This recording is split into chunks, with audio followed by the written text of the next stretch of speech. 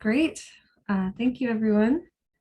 Pursuant to the California Governor's Executive Order 92920, this meeting will be held by virtual teleconference only with no physical location. Spoken comments via a computer will be accepted through the Zoom teleconference meeting. To address the board, go to zoom.us/join. Meeting ID is 965-6189-1491. When you wish to speak on an agenda item, click on raise hand. When called, please limit your remarks to the time allotted. Spoken public comments using a smartphone will also be accepted through the Zoom mobile application.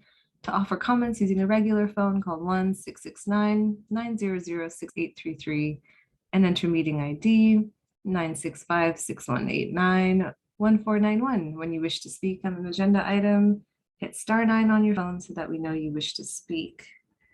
Okay, well, welcome to the January 20th, 2022 ARB meeting. Let me do a roll call. Yes.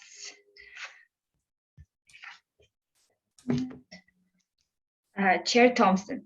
Present. Board Member Baltai. Present. Board Member Hirsch. Present. We have a quorum. Thank you. We're going to do item 2 first. So we're going to recognize Board Member Liu and Board Member Lee for their service. So Jody. Yes. So Medina, if you can put up the image, I want to recognize Board Member Grace Lee first. I know she needs to go in a little bit, but we have some lovely plaques. These are just the pictures. You will get the actual thing in the near future. And so Board Member Lee, we did go back in history also and find your years because you've been on the board at least twice that I know of. And so we were able to put both of those timeframes on this plaque because we really wanted to recognize all the service that you have done for the city. And so I just really appreciate all the work that you have done. And I know the board members might want to say a few words. And Amy French, our chief planning official, is here as well, because I know you've worked with her a fair amount. Yeah, I think we all have like a little quick thing to say. I'll go first. Board Member Liu, it's been really great to learn from you and watch you do this whole thing. I think I really looked up to you when I first started on the ARB. And I hope you'll still participate as a member of the public, help catch things that sometimes are hard to catch. And then Board Member Lee, I'm really grateful for your service. Your insights and observations have been really, really helpful to the whole board, and also your support as a vice chair is very, very much appreciated and needed. So thank you. And then I'll hand it over to anyone that would like to say anything. So, and sorry, I didn't talk about Board Member Liu's plaque yet, so I did want to go over his information as well. You've been on the board for a long time. I think I didn't realize it had been my entire time here at Palo Alto because I came in early 2012, and it looks like you came in the middle of 2012, started working on the board. And so we've been together that whole time. But Amy was initially the ARB liaison, and then I got to be the ARB liaison with you. And we really appreciate your service and all of the history that you've kept, because I know there's been many times where you were able to recall, past projects, and that certainly helped with new projects. And so we appreciate all your work there. So we have a plaque for you as well. So yes, if there's other board members that would like to speak. Okay, I would like to. Alex, I've been doing a little research at Stanford to try to see if I could get some people who were working on a method of mental transfer with the thought of putting some connections into your brain so that I could share with you, or we could share with you, some of the information that is bollocksed up in there, and bring it out so that we can use it for the future, because without you, it's going to be a tough time. Just the history of Palo Alto, the detail, the way you do your research into all of the related things we need to know about Palo Alto when looking at a new project. Going to really miss that. So maybe I'll have some success, and we'll have to medically connect you to us. Grace, I have to say that you made me angry so many times because you would speak before us, or before me in any case, on projects, and you would get to a certain depth, and then I would say, God damn it, I don't have anything to say now. So that's also to say that, Grace, you and I thought a lot alike at some times, and that's why I had those things to say. But I guess I can forgive at this point, because I'm going to miss you. And even if you preempted me, it was very much worth having you around. Thank you, Alex and Grace, for the honor of serving together on the ARB. You've been fun and frustrating at times, agreeable and contrary at times, always sincere, well-informed, and frequently very persuasive. Thank you, Grace, for thanking every applicant, no matter how small. Your positive approach and genuine delight in the work of our colleagues has been infectious. Your open-minded willingness to consider other points of view has been inspiring. And your firm willingness to stand on your position, even when in the minority, is impressive. Thank you, Alex, for always adding unexpected additional intelligence to our discussions. Your carefully worded and well-reasoned thoughts have taught me to listen closely and have often swayed my considerations. Your support when we agreed and opposition when we don't has always been friendly and humbling, inspiring, and never personal. I still recall your smiling shake of the head back when we sat across from each other in the chambers, saying, "You're just plain wrong on that." Rather than getting upset at your directness, I pondered, maybe I am, and gave the matter another go around. What a colleague. Grace and Alex, your kind presence and knowledgeable professionalism will be sorely missed. Thank you. I'll weigh in. I feel a little bit like David after Grace, and that pretty much sums everything up, I would have said, if I had written that out. I just want to give you heartfelt thanks from the city, from the community, Alex and Lou, for your service. Each of you had three sets of ARB awards, so it's fitting that today is ARB Awards Day, and you're still with us for this third set. And we couldn't have done it without you. Many years of service and many projects that were better for your service and your kind ways and your knowledge and creativity and thoroughness in your reviews. So we really appreciate it. You've been a pleasure to work with. Oh, well, yeah. Just summarize, seems like everyone's really going to miss you, and definitely please stay connected to us via all the channels, including public comment on stuff. Would it be okay, Chair Osma, if I also add to the thanks? And Sure. I'm sure Alex might want to. And I just want to say, oh my goodness, I feel like I wish I could give a proper thank you to each one of you, and also see you in person. So that's my biggest, it's a huge regret on my side. And, it has been wonderful to kind of sit together and listen together. And I just want to, sincerely express my gratitude to each of you. And then just to call out, it's been wonderful, particularly working with Chair Peter, Chair Ozma, and then, David and Alex for so many years, just in terms of the respect and the professionalism and really just our desire to do better by the city. So thank you for continuing your service also. And Amy, who has been just wonderful. I mean, just in terms of the lead, and Jody, And I'm thinking back, Stephen and everybody else on your team that has moved on, and some are still there. Thank you so much. I really appreciate it. And I hope that I can now email each of you without the Brown Act coming into play, and also maybe see each other in person over a cup of coffee and discuss life. So thank you very much.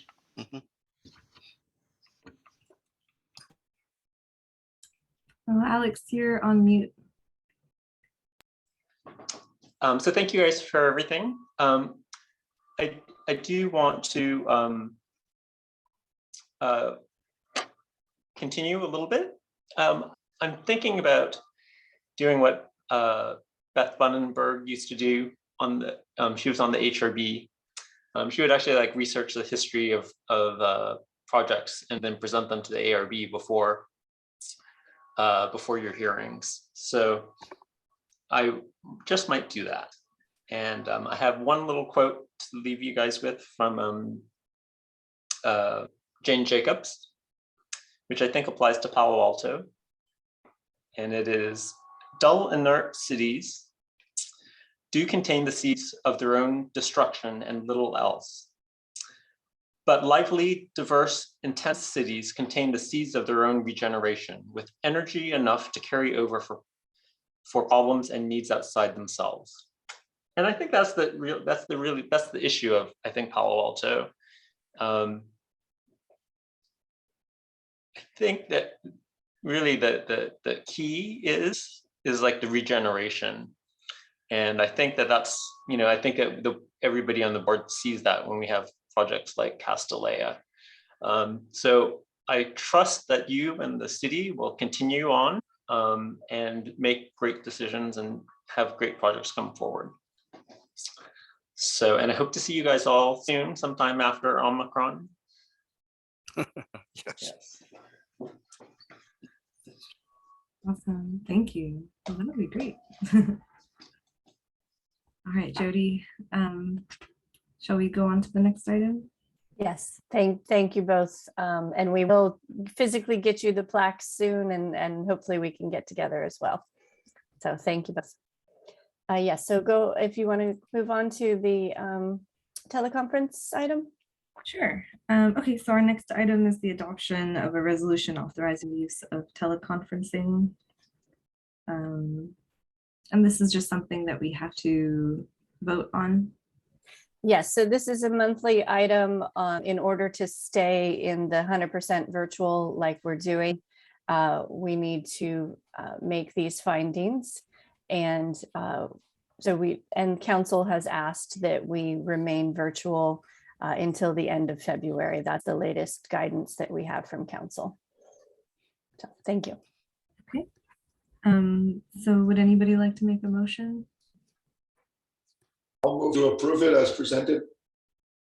I'll second. You have a vote? Yes. Easy. Chair Thompson, Yes.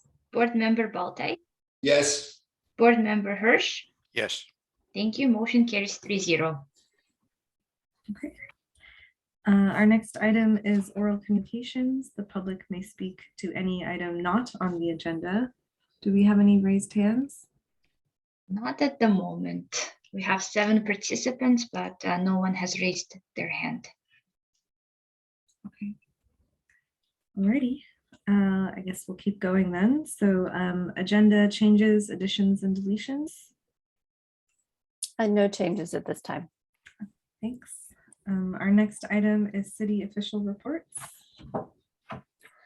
Yes, if Medina can bring that up, thank you. So as you'll see on the schedule, so far we will remain virtual until the end of February. And then potentially in March, we would start hybrid meetings. But as we know with COVID, all is up to change. We need to remain flexible. So thank you for your efforts in all of that. On the next page, the 300 Pasteur is likely to be our only item. Actually, it looks like the design standards have moved off to the next hearing. So it may just be the one item for our next hearing. So thank you. Thank you. So I guess we can move on to our action items. So our first item is to discuss revisions to objective design standards based on feedback from the City Council. And I understand that we'd like to review the motion and then discuss and provide preliminary direction on 3 parts, which are the 3 parts that are in bold in our packet. But I wanted to ask this, is there a little presentation by staff? Yes, so we do have Jean Iceberg, our consultant on this project, is here to give a presentation. And as you said, we're going to be reviewing council's motion about the objective standards. They did ask that the project come back around to the ARB and to the community for some further refinements. And there are 3 items that we'd like the ARB to focus on related to their motion. And Jean will discuss that in detail. Thank you. Okay, thank you, Jody. Good morning, Chair Thompson and members of the ARB. Just when you thought objective standards may have been over for you, it is back. But I'm excited to recap a little bit about where it's been since we last met and ask for your feedback, as Jody said, on a few items. So I'm going to do a brief overview just to remind everybody what the project is and people who may be joining on the phone for the first time, and then talk about the council's action and the process since we last met in April of 2021, the schedule going forward, and then the 3 topics where we're looking for your input around privacy standards related to sightlines on adjacent residential uses, the menu of options and considering expanding those options. As you may recall, particularly the facade and massing sections of the design standards had a list of options that the council's interested in expanding. And then lastly, a discussion about height transition standards. So this objective design project is to prepare objective design standards to regulate housing development projects that are eligible for streamlined review under state law. And that is in part transforming the existing context-based design criteria into objective standards. As a second part, and a part of the ordinance that the ARB was less involved with, was to clarify ambiguities and remove redundancies in other sections of Title 18 to make sure that existing standards are objective. So the ARB's work took place over about a year in 2020, 2021, and we worked with both the full board and a subcommittee comprised of Chair Thompson and Board Member Hirsch. Because you have a small group, we wanted to come back to your whole group today rather than just working with the ad hoc committee again. After the action that the ARB took in April, we went to the PTC for a recommendation on the standards. And in June, the PTC recommended approving the design standards. And then we've been meeting with the council during the fall. And I want to thank Chair Thompson for coming to the council meeting, coming to the PTC meeting and explaining what the ARB's role was. The City Council in particular asked a lot of very specific questions about the dimensions, about the measurements, how we got there. So they really did read and digest that. And as you'll see, the outcome was, most of the motion items were not about the specific standards in terms of those dimensions, but there was a lot of appreciation for all the work that the ARB put in over the course of that year. So the council took action in November, and it was a long motion, multi-part motion. And so I'll go through that motion and the specifics about where we're looking for your input. So we're here today talking about some of the design topics. On Monday, January 24th, we're going to the council to talk about some specifics about height transitions that are in the development standard table across a number of districts. And this is that issue of what happens when typically a commercial parcel or a higher density residential parcel is located next to a lower density residential district, and there's a lower height limit that applies. So we're talking about that with the council next week. We'll be having a community meeting to talk about this project as a whole on February 1st, and that'll be a Zoom meeting, and the link for that will be available on our project website. We'll have another community meeting in March to provide feedback about changes to the ordinance based on the council's review and feedback from the ARB today. And then we'll be going back to the council probably in March or April with the Objective Design Standards Ordinance. So the next two slides, and this is in the staff report, the large, long table. This is the council's motion from November. And I'm just going to run through the particulars that relate to the work that you did. And then the boxes in blue identify items that I'm looking for your input on today. So in terms of motion item A, the council was particularly talking about some zoning overlays that are not really so much part of our discussion. But motion item B is about the applicability of the new design standards. And the motion item here, what they're saying is that they want to narrowly apply the design standards to the housing development projects, and that's the same as what the ARB indicated. But to retain the context-based design criteria for commercial projects, for projects that don't qualify as housing development projects. Maybe it's a residential project that doesn't meet objective standards, needs some kind of waivers. They would continue to be evaluated under the context-based design criteria and not the new series of intent statements and design standards. So their interpretation or the recommendation with this motion was that the design standards and intent statements would only apply to the housing development projects undergoing streamlined review. So even a narrower application than what we had discussed with the ARB. Motion item B is a multi-part motion directing staff to return with a more detailed matrix, side-by-side matrix that compares the existing context-based design criteria and the new design standards and intent statements. And the rationale here, there is some concern that we may have lost certain contextual compatibility character aspects of the context-based design criteria in that translation. And some of that we'll talk a little bit more as we go through, but there's a request for a more detailed matrix or crosswalk that we had previously prepared that compare those two documents. The next, and this is 2 Roman numeral 2 II, is something where we're looking for your feedback. So this is several issues. One is about a desire for more standards about privacy, about protections for when you have windows facing each other, definitions of sight lines, some concerns about a standard that we have in the draft set of standards about allowing up to 15% window area. And I'll provide the detailed standard later, but the beyond 15% that you can only have fixed windows and opaque windows. So both a broadening of the privacy standards, and then related to that, right now, the way it is now, many of the privacy standards only apply when you're adjacent to the lower density districts, R1, R2, and not the higher density residential districts like RM30 and RM40. So an interest in potentially broadening that, so you would have the privacy standards apply even if you're adjacent to a higher density residential district.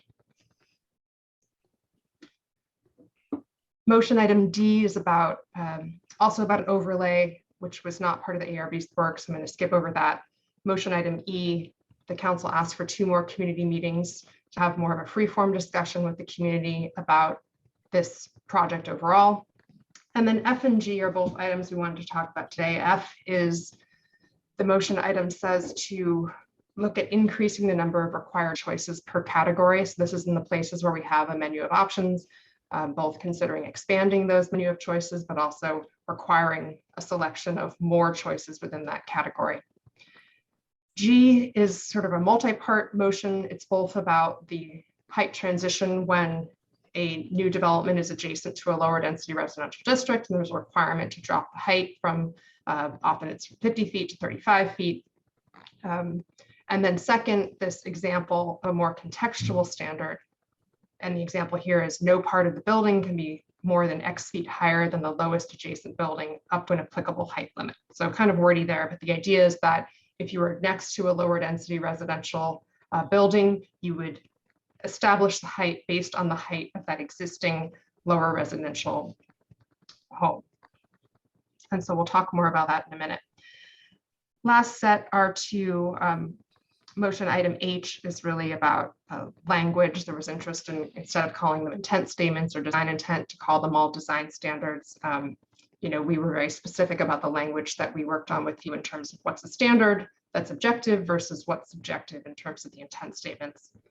The last couple are some cleanup items on the remainder of Title 18, so they don't apply to the design standards work. Okay, so topic 1, as I mentioned, privacy and sightlines. So this is just an excerpt of the existing standards to give you a recall on what we were talking about. And we didn't have a very descriptive staff report here. It's sort of open-ended, and so we've in this presentation, I'm going to throw out a few different ideas and options just to sort of get us thinking. But really today we're hoping to brainstorm a bit about what we might want to add in response to the motion, and then we may come back and talk to you further. But in this example, we have a draft design standard that we came up with, which says that within 40 feet of a budding structure, no more than 15% of the confronting facade area shall be windows or other glazing. Additional windows are allowed in order to maintain light if they are fixed and fully obscured. So the idea here was to limit that glazing area so that you're not seeing into other windows. And just wanted to show the existing context-based design criteria, which talk about respecting the privacy of neighboring structures, minimizing sight lines, limiting sun and shade impacts, and providing pedestrian paseos and views to create that separation between uses. So, as you recall, we've tried to transform these type of criteria into standards because we can no longer use the type of language like respect privacy or minimize without a standard threshold with it for these objective standards projects. So in addition to the context-based design criteria, you'll recall that we also have other standards in the code that regulate privacy, sun, shade impacts, and that most notably is the daylight plane, which basically increases setbacks as a building gets taller, and this can reduce shading and increase sun at different times of year. So a few different standards that exist in the draft design standards. One is that we have proposed to prohibit balconies within the daylight plane, as you may recall. Second is that glazing standard that I mentioned. One thing is that standard only applies to those lowest density districts, so it would only come into play when you're next to an R1, R2. It wouldn't come into play if you're next to an RM30 or RM40. And then we also have as you may recall, a draft design standard requiring tree planting in between in that buffer area. But again, only currently is proposed to apply in those lower density districts. So as we're thinking about how we might expand on this based on the council's motion, we could consider expanding those standards, the glazing requirement, the tree planting, to include those places where you're next to an RM zone. I think in reading the intent statements again, there is an opportunity to make that privacy intent statement more robust, building on the language from the context-based design criteria. We put in some language here, but potentially to add to the building massing intent statement, for example, maintain privacy of residential uses through strategies such as offset windows, reduced glazing, landscape screening, and site planning that extends setbacks to residential uses. That relates to that desire to have a little setback between, or paseo between two projects. Here's an example of an offset window standard. In this case, it's a 5-foot standard as shown in the graphic, but we could have something like when you're within that 40 feet distance between structures, that parallel the facing windows need to be offset by at least 5 feet to avoid those sight lines into units. And I have that photo here. Where did it go? Of this previous, this project in Emeryville, where the buildings are pretty close together. You do have some taller trees in between the buildings, but you do have a lot of visibility between these sets of windows. Okay, I'm going to keep going to the second item, which is about the menu of options. So again, this motion item said in the building massing and facade section where there is a menu of choices, increase the number of required choices per category. And our interpretation of this is that the council maybe was interested in making having more articulation, having sort of dressing up the box more, as Jody likes to say. So here's an example of the facade design section where we've got a minimum of 2. Is this something where we'd want to add, a minimum of 3, a minimum of 4, increase the requirements. And so we'll want to talk about how we balance having too much dressing versus, just enough. So a conversation we could have. Here's another example from the facade design section. I'm sure Board Member Hirsch is glad that I'm bringing up base, middle, top again, but this is the idea about variation in building modulation, horizontal shifts, upper floor step backs. So thinking about the expanding the menu of options here, whether that's adding more choices or increasing the required number of choices.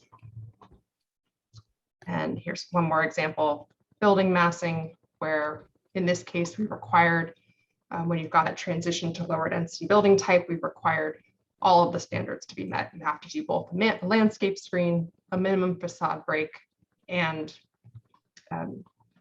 that window glazing limitation when you're next to an R1, R2, RE, or RMD.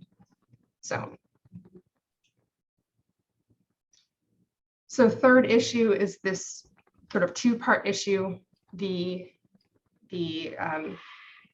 changes in the height transitions standard that's in the development standards tables. That's the when you're within 150 feet standard, which we're addressing with the council next week. That's not what we're looking to talk about this morning. Rather, we're interested in your perspective on the idea of a contextual height transition standard where you're just next to a one-story residence, and although you may be allowed to go 40 feet based on the district that you're in, looking at dropping that height to transition better into that existing home. Now, I will say we do need to be cognizant of state law, particularly SB 330, which prevents us from downzoning. And so we can't, we have to make sure we're not removing the ability for the new project to meet the density as allowed by the district, but that does still give us an opportunity to think about, an upper floor step back, which we do have in our draft standards, but that maybe could be a little more aggressive. So the issue that we're talking about with council on Monday, I mentioned, is what happens when you're within 150 feet of an existing building. And so we have that on the books now, and we're going to clear up the ambiguities hopefully soon based on the draft ordinance going to council next week. And then, as I mentioned, we're going to have a community meeting on February 1st. This is going to be an overview of the project, really a listening session to get feedback from the community. And then we'll come back to the community in March for another likely virtual meeting. We'll provide feedback on what we heard at the first meeting, and we'll talk about the proposed changes to the standards based on the council motion and what we learned from you today and in the next couple months.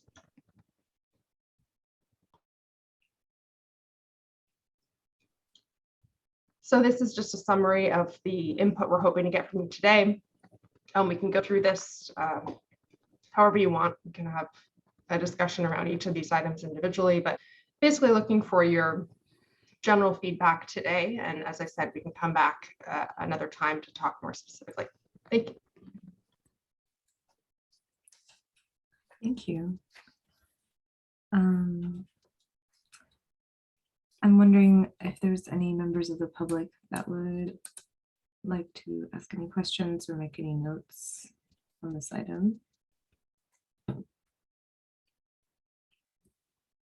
Do we have any raised hands? I see none. Okay. Are there any questions of the board of staff? Jean, could you clarify for me, please? If an applicant doesn't want to meet the objective standards, they will always have the option of proposing something different and coming to the subjective review, the architectural review board? That's correct. And I think that the difference from when we spoke several months ago is that instead of meeting the design standards and the intent statements, they would just have to meet the context-based design criteria as they stand today. They would have up to 3 meetings with the board and subject to the ARB findings. Okay, so if I feel that as an architect, a 15% restriction on a facade is pretty significant. We're being very conservative as a board to require that, or just to push somebody to a different level of review. Is that a good way to think about it? That's right. So if you wanted to do 20%, 25%, you would move yourself out of the objective standards route, back to the context-based design review, meet with the board up to 3 times and demonstrate why 20% works. So to my colleagues, my sort of high level thinking on this is that rather than trying to perfect what's really very difficult to do anyway, it's better to be more conservative, just as long as people have the option to go to a different review process. Because I'm very uncomfortable with the idea of limiting a percentage of glazing just based on 40 feet to another building. That's going to be a large part of many buildings.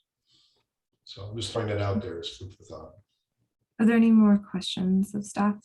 I think we'll definitely dive deeper into each of the items shortly.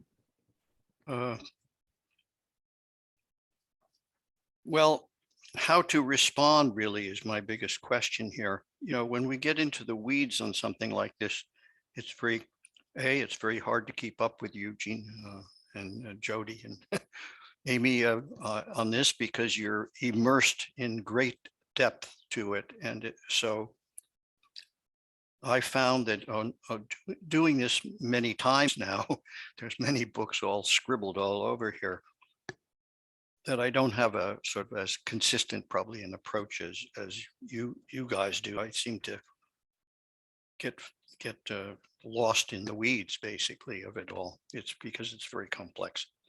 So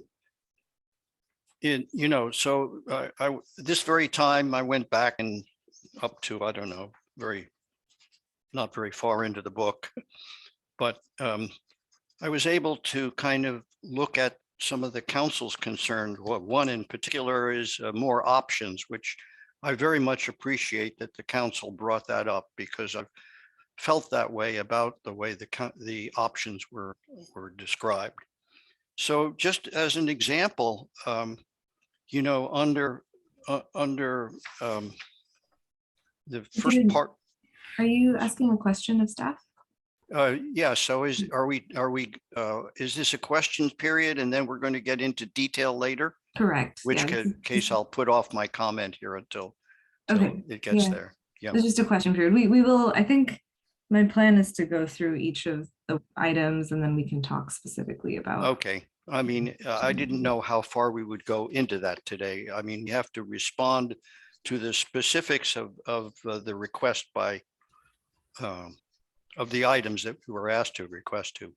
Yeah. I understand that. And then how much further the question is, how much further will we go? Will we need to go today? Or is it better for us to review this and submit it in some way to committee, as you review? How do you want to do the detailing of it? That's my question. So I think given that we only have a 3-member board, is why we just brought it back to the entire board. Mm-hmm. To get more opinions are many times better.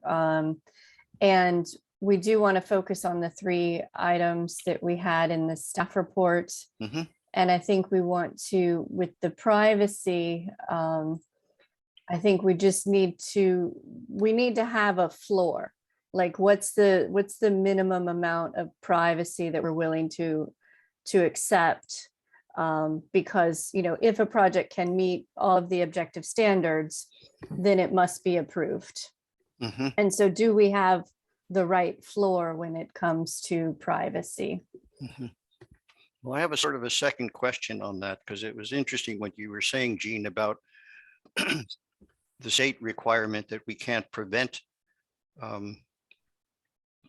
a development because of some particular restriction that we might try to apply.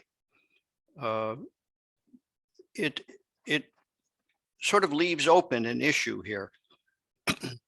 If you're next to a neighboring lower density zone, and it is a sudden shift to a higher density capability,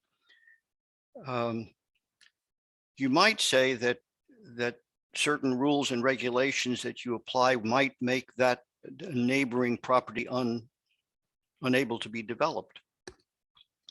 Would that be a bad idea in transitional zoning like that?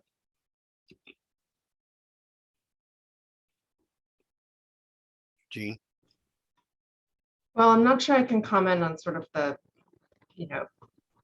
the good idea, bad idea, but I can tell you that the state law perspective piece is that we can't reduce the density of a zone or change development standards that would have the effect of reducing that density before I think it's January 1st, 2020. So based on the standards that were in place at that time.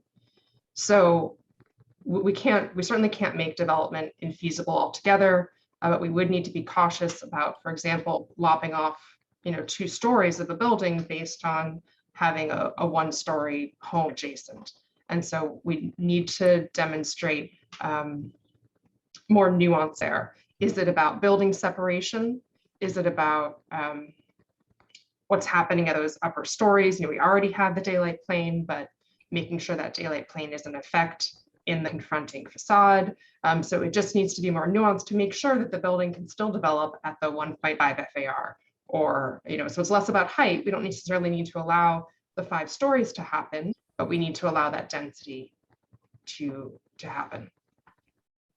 So then it sort of restricts us to doing physical changes such as, privacy windows, or whatever else we want to say about that. That's the only real method that you have based on that state law.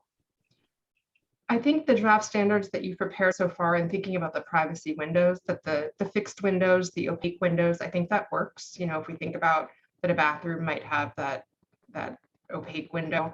The 15% limitation, I think, as Board Member Balte said, it is that could be restrictive. I know that the building code and energy code are changing next year, and that's going to have standards around those openings as well. So I think it's just a balance. But for example, if the 15% window standard, does it only apply in a certain section of the building? Is it important for the first several stories? Is it as important what's happening on story 4 and 5? I don't know. We could be more nuanced about that kind of thing. But that in and of itself wouldn't reduce the density. But yes, we can't make it infeasible. So we probably couldn't have 5% window openings and assume that we're meeting fire code and egress and all of that. Wait, hold on. So I'm gonna ask you to say that again, because yeah, if we are limiting operable windows, then presumably we're also limiting bedrooms in those parts of the building, right? Because bedroom needs access to light and air. It sort of brings up another question about operable windows, for example. Could you be restrictive to the point where you say that the windows only open from the top down, so that the openable area, it allows for air at the top, and this way you would not allow for visibility from the bottom? Is Like that a clear story? Yeah. Mm-hmm. Yeah. It just makes me think, because when you say diffuse glass, it's only as good as where the window opens. So it's really not very useful at the lower part of the window. If you can open it and look out, and the privacy is ruined at that point. So then you're into a different kind of detailing, which I suppose you could do. I think there's no reason why you couldn't. To be honest, this is going too far once again, but it's part of the question. My experience in this shows that the best way to do it is kind of fixed distances from the side yard or daylight plane, and that's the way I've been feeling about the zoning, because this is something kind of comes from New York, where we're less concerned with privacy somehow. And by the way, I want to sort of remind you that somehow privacy should be, it reminded me of Rear Window, the movie. Wouldn't it? The whole movie would have. Wouldn't have been able to happen. Privacy. Well, let's just keep going on this. Okay. I'm sorry other... to disturb, but just part of what happened. Yeah, it's okay. I have other questions on other parts, but let's just maybe focus on the first one, which is the privacy, and let's just get all of our thoughts out.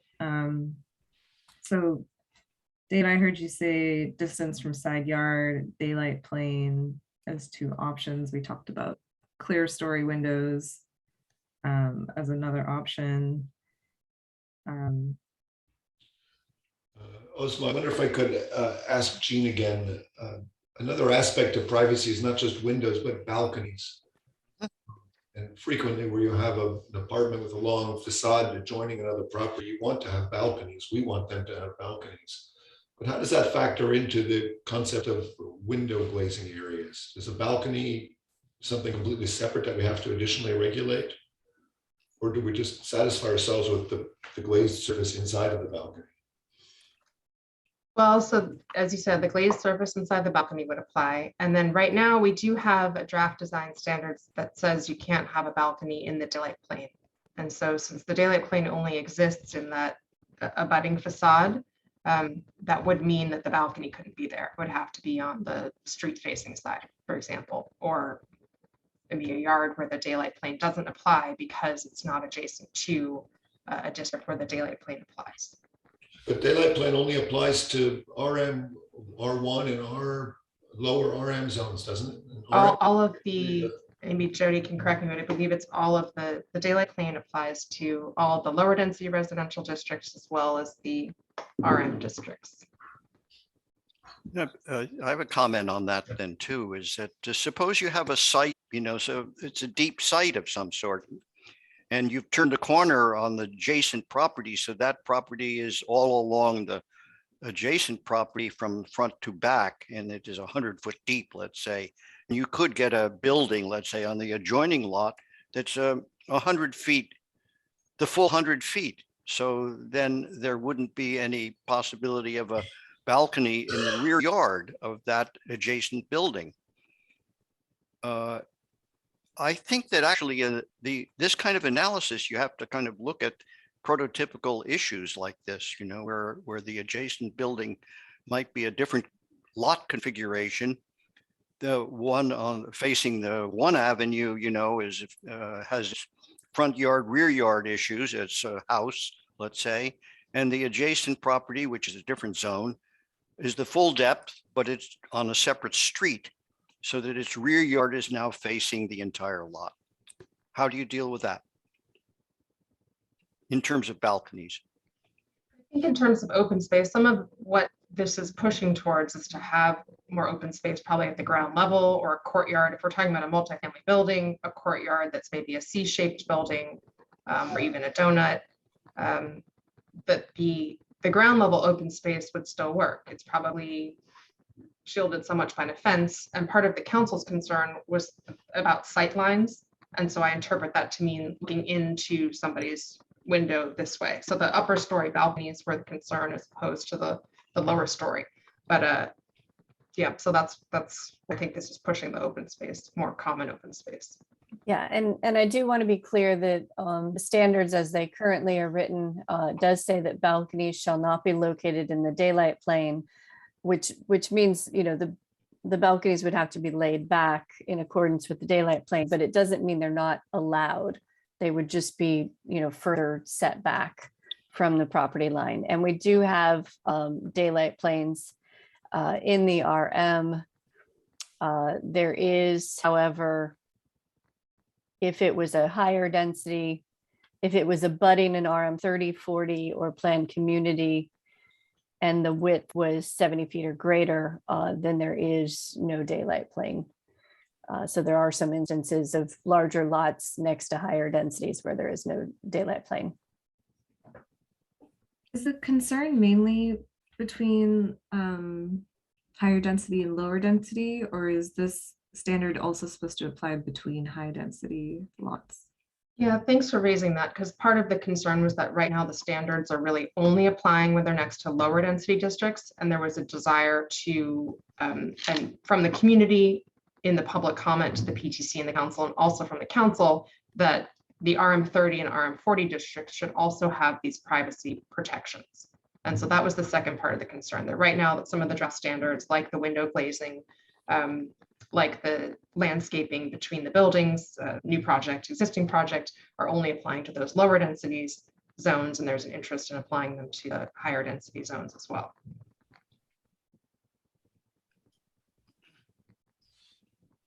Just a comment on that is that, again, New York experience is that there'd be a minimum setback, rear yard setback, certainly minimum dimension setback between buildings.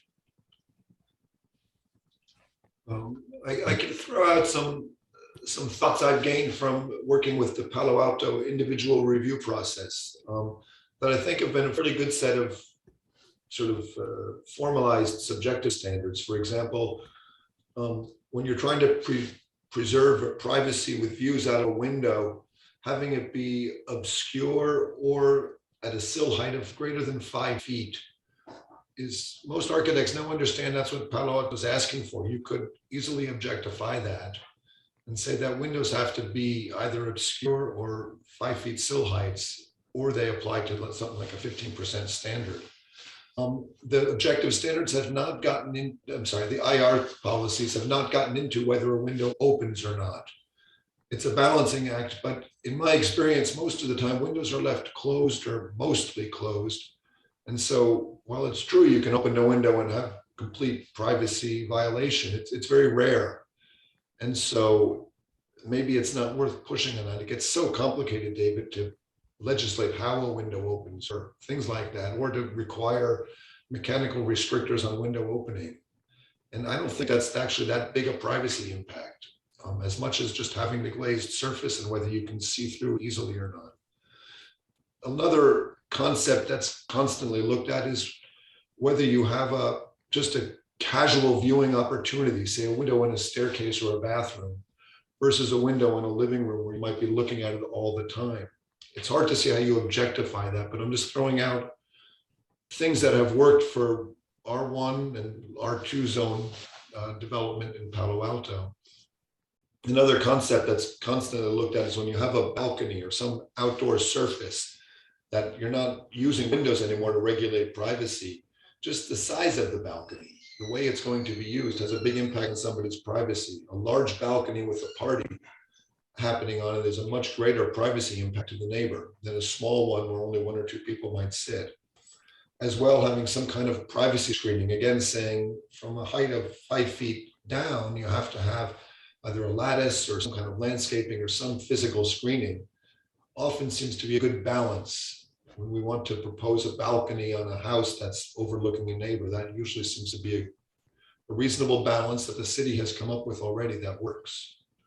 So what I'm saying is maybe we pick up some of the language from the IR guidelines or what we've experienced from that and work that into some regulations on windows and balconies. Yeah, so thank you, Peter, because you have picked up on a lot of things we've done with the IR process. And the balcony, many times on the side walls of a balcony, we would do a 5'6" screen wall. And so maybe, maybe if you're within a distance from a property line, there would need to be that kind of screen wall.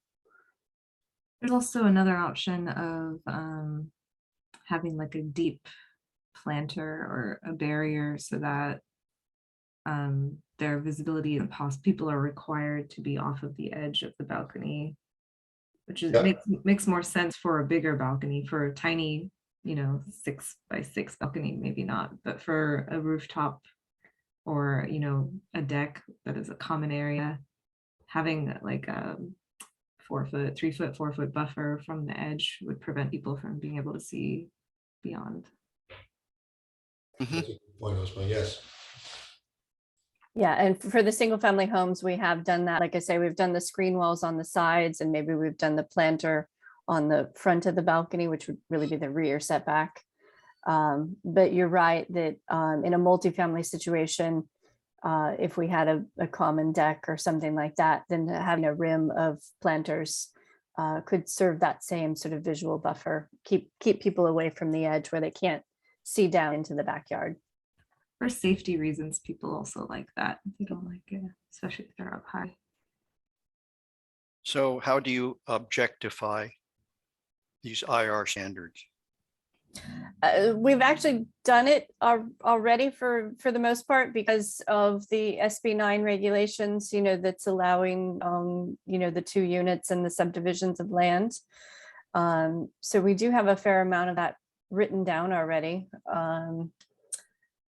That is actually on our website. I don't know if we want to dive into that. I mean, I can show it to you. I can send you. That'd be fun. The Do link. it that way. You want to see it right now? No. Okay. Privately. In Sounds terms good. of, in terms of this process, we've kind of discussed some techniques, some strategies. As part of this review, is it something where you guys would process it and then bring it in front of us again, or what is? So for the objective standards process, what we have, built into the proposed ordinance at this point is that there would be one study session. So it's really supposed to be, if they follow the objective standards, it's supposed to be a ministerial process. But we have been, this council and the residents and everyone have asked that we come before the ARB because of your expertise, to just kind of be a good double check and to also be a meeting where the public can voice their concerns or opinions as well. And so it would be a study session. We would go over the project. Staff would show you how we felt it has met the standards and, zoning requirements, all those objective things. And then the ARB and the residents would be able to, voice their questions, concerns, opinions. And then ultimately staff would make a ministerial decision. I guess my question is like, have we kind of discussed this privacy item enough, and can we move on to the next one, or is there more that we need to flesh out here?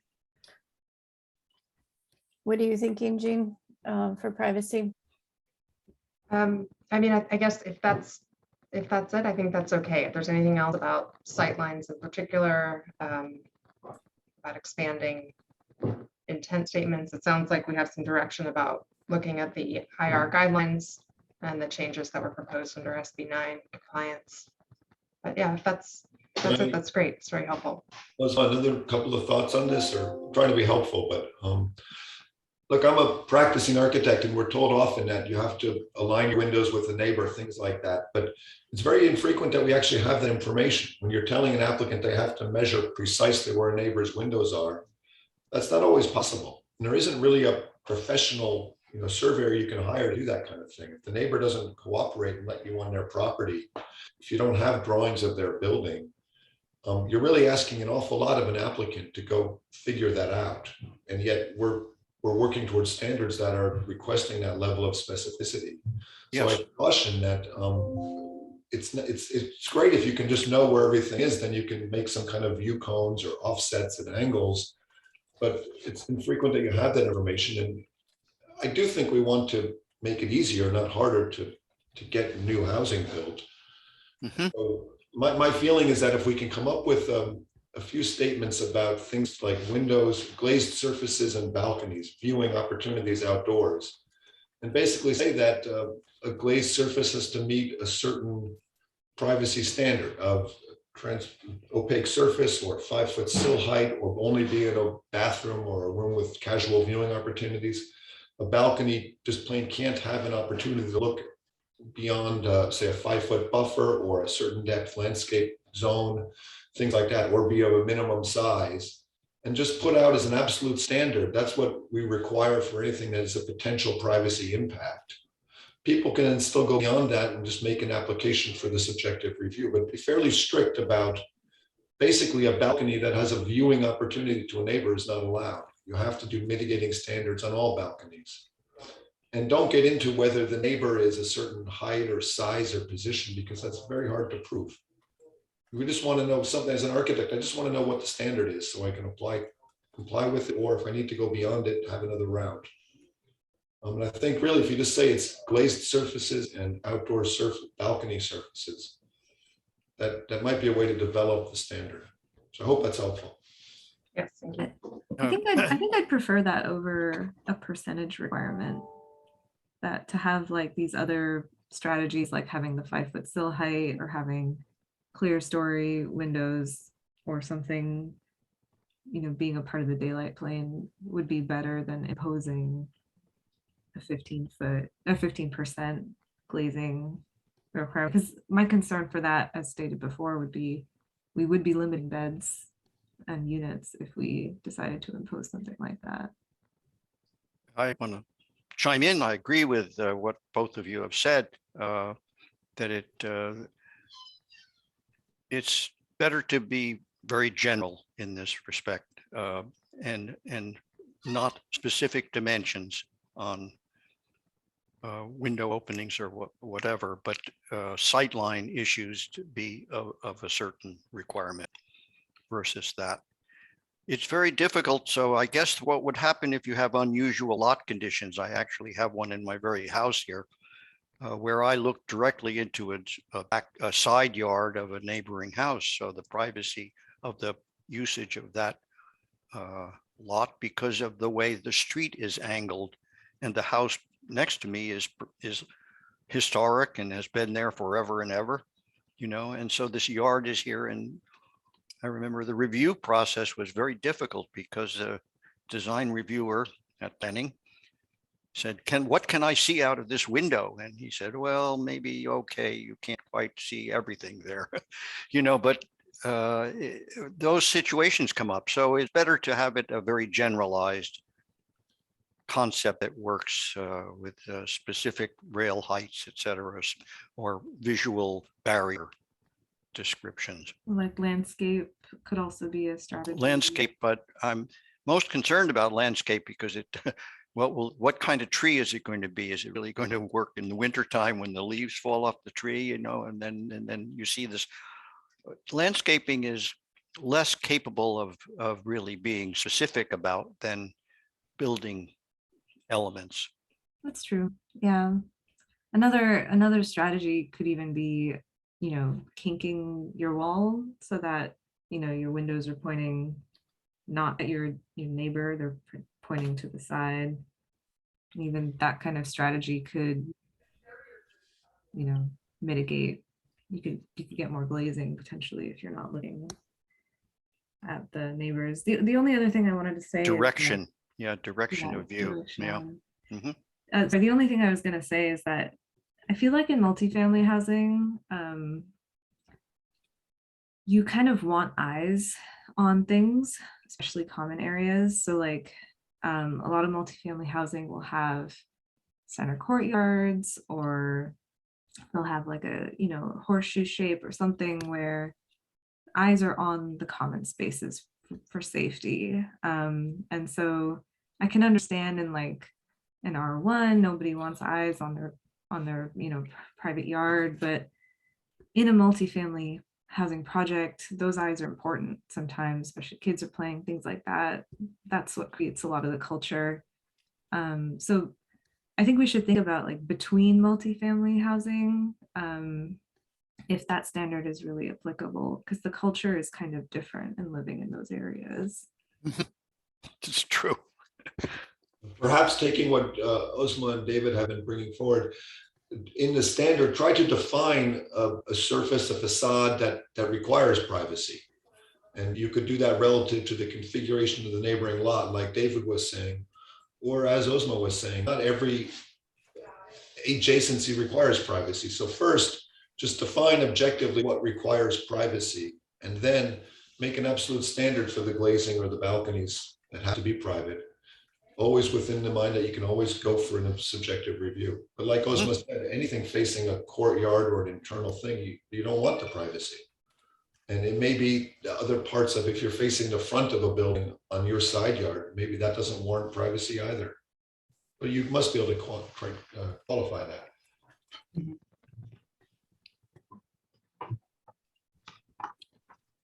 That's very helpful. Thank you. Do we want to talk a minute about the menu of options? Yeah, let's go to the next one. Yeah, I'd like to. I actually thought about on page, packet page 25. So I thought that there are some quick thoughts, you know, that on those diagrams, you'd have, let's say, a recessed corner, which we have on the project on El Camino Real, recessed corner on the ground floor only, which isn't a part of this diagram. So, I mean, this is more likely to be the case in multifamily housing, that you're going to have a recessed corner, but that the facade of the building above is going to continue in the nature of what is above. So let's say it's housing, it's going to be a series of windows for residential use, which doesn't appear really in our drawings here. So just a recess on the ground floor is an option. Or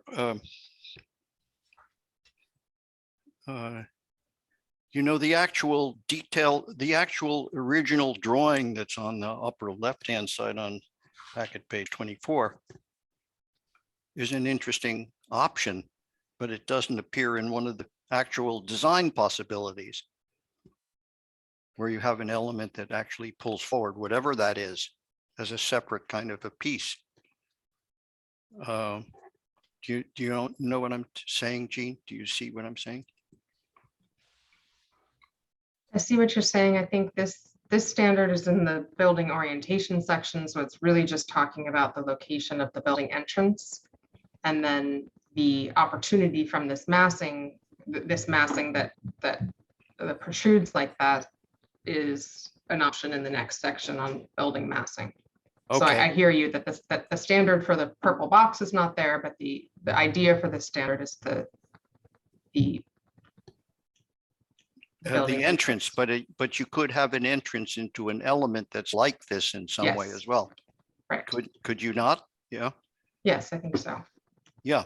So, okay, so the specific use, to expand on that, because I thought that the council's comment about that was really very good. You know, that there really ought to be a lot of options here. If we're going to give them diagrams, these are some, and we could say there could be others, but if these are the choices, you know, that you have to make, then and it really has to be expanded quite a lot. Much like what we were talking about before, in some way that it really captures almost every opportunity. Hey, I have a question. Is it that the council wanted us to create more menu options, or that they wanted us to require applicants adhere to more than one of the options? Because in our verbiage here, in some cases, we say that the applicant has to adhere to two or more, or sometimes it's at least one of the following. I think I read the note as that the council wants us to not add more things, but require that more things are followed, so that we'd have to require an applicant to do at least two or three of these things. Right, I think it's the latter. So the motion says increasing the number of required choices per category. So where we've set a minimum of two, should it be changed to a minimum of 3 or 4, where we've got those longer choices? That's different than what you're saying, right, David? It is. I thought that we don't seem to have one that says recessed, an entry on a recessed corner. Just to pose that one. We have on packet page 35, we have ground floor step back as part of the building massing. Uh-huh. Okay. Right, and that's where, you know, we've got these standards isolated by theme. So the section we were looking at before that Remember Hirsch brought up was about building orientation versus the massing, which appears later in the massing section. Okay, so maybe I'm wrong about that then. I think the query is like, what do we, because I think part of the reason we kept it to a smaller number was to allow an architect more flexibility, potentially doing all of the things at once. It doesn't make a tenable building, but what do you think, Board Member Volte? Yeah, I remember sitting through this entire meeting, and you're absolutely correct, Osma. What several council members were pushing was to have a more restrictive standard by requiring more of the options be followed simultaneously. So rather than just do one of these three choices, you have to do two or do 3 out of 4. So I think that's the correct interpretation of what we're being asked to do. And I think you're also correct that we felt that it became very restrictive very quickly. It's not easy to do those things. And so what David is saying probably makes sense. If we're going to require more options, we have to require that they conform to more options. We have to give them a greater number of options to choose. Otherwise, we're just designing the building right here in the standard. Exactly. So I think we probably need to do both. I remember thinking that, yeah, some of these were a little bit lax because any one of these is easily manipulated. It's going to be hard for staff to really check in the real situation.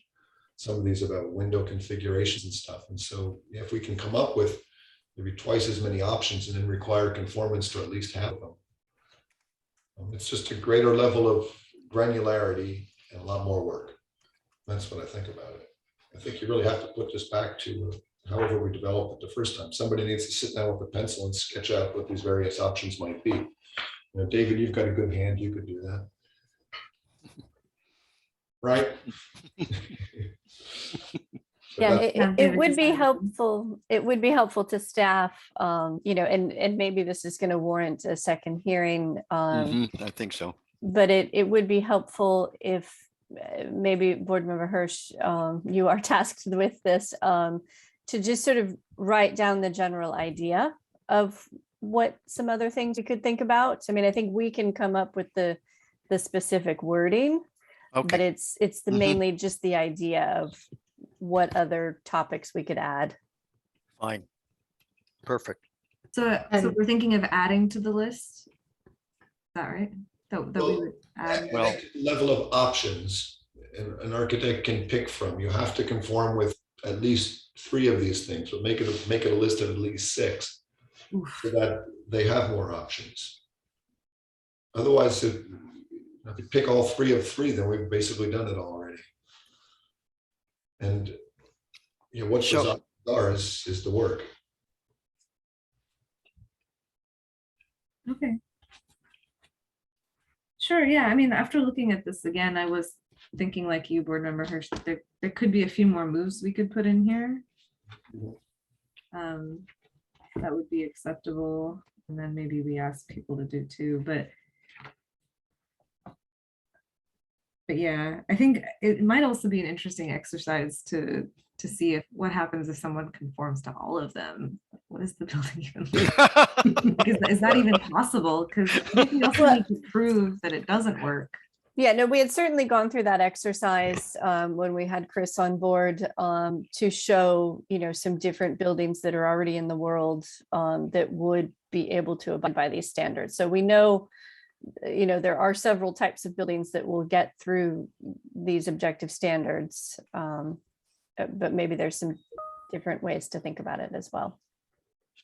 So without trying to expand the discussion on this, I'm concerned that what we're showing in a lot of cases here is 4-story buildings. And so if we consider a 50-foot height limitation, or maybe it would be raised at some point, because I do see issues coming forward from the state, density issues, where they really want us to push the numbers up per lot.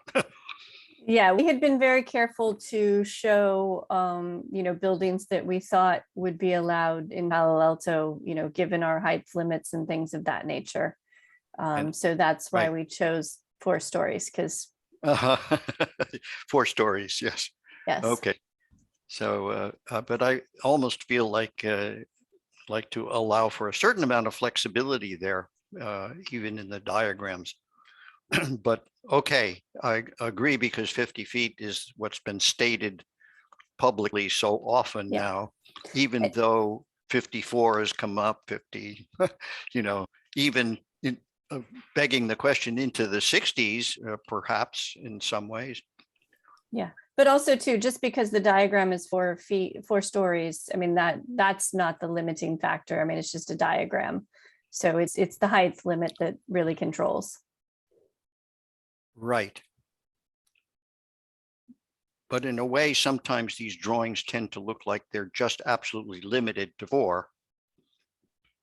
And if that were ever to increase with a 10-foot seal, 10-foot floor to floor, you could actually get 5. Mhm. So I'm just questioning the way in which the diagrams work. I think that's on most of our diagrams, sometimes you'll see diagrams with no windows at all. And so we don't express the number of Right. stories Mhm. for that very reason. But some of them do have show some windows because of the nature of what the criteria is about, that we needed to sew some sort of horizontal windows or something of that nature. I'm doing vertical, sorry. But yeah, I mean, we went through those diagrams very carefully to try and make sure that we weren't forcing people into a certain direction, as you're talking about.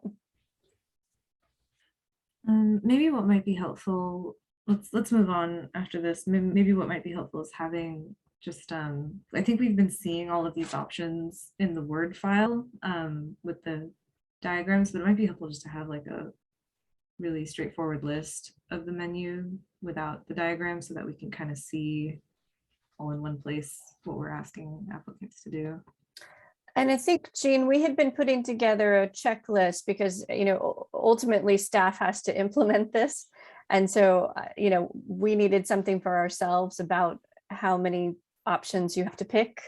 So maybe that checklist would be helpful to show the board. And that doesn't have the diagrams, but it tells you like pick 2 of these and that sort of thing. No, I think that would be really helpful because we're all architects here, so we would all have to imagine adhering to that at some point. Yeah, understood. Okay, so let's come back with that checklist, and and if anyone wants to write into staff, of maybe some options that you think we could add, we'd be happy to hear that. And just as a reminder, the focus is on the building massing and the facade design sections. Right. I'm quite comfortable, Esma, if you are, delegating David to produce some sketches for this. I think we all can. Definitely David should if he could, but I might have some ideas. Oh, that's great too. Yeah, I just know I'm not going to have time for that. I guess it's a matter of time, right? So I have a lot of time. If you want to be design architect, Peter, and just like sketch something on a napkin, hand it off to us. I don't have that much time. Okay, let's talk about this height transition. So let's see, where are we here? That's item G.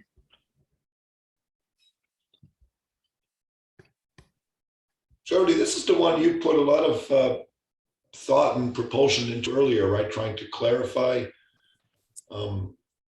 basically height limitation adjacent to residential properties. Is that right? Yes, and it's really just a matter of trying to make it clear for everyone so that we all come to the same conclusion. And right this moment, because the way it's written, we come to different conclusions, and that's not fair for anyone. And I remember council was somewhat reluctant to really jump on this, weren't they?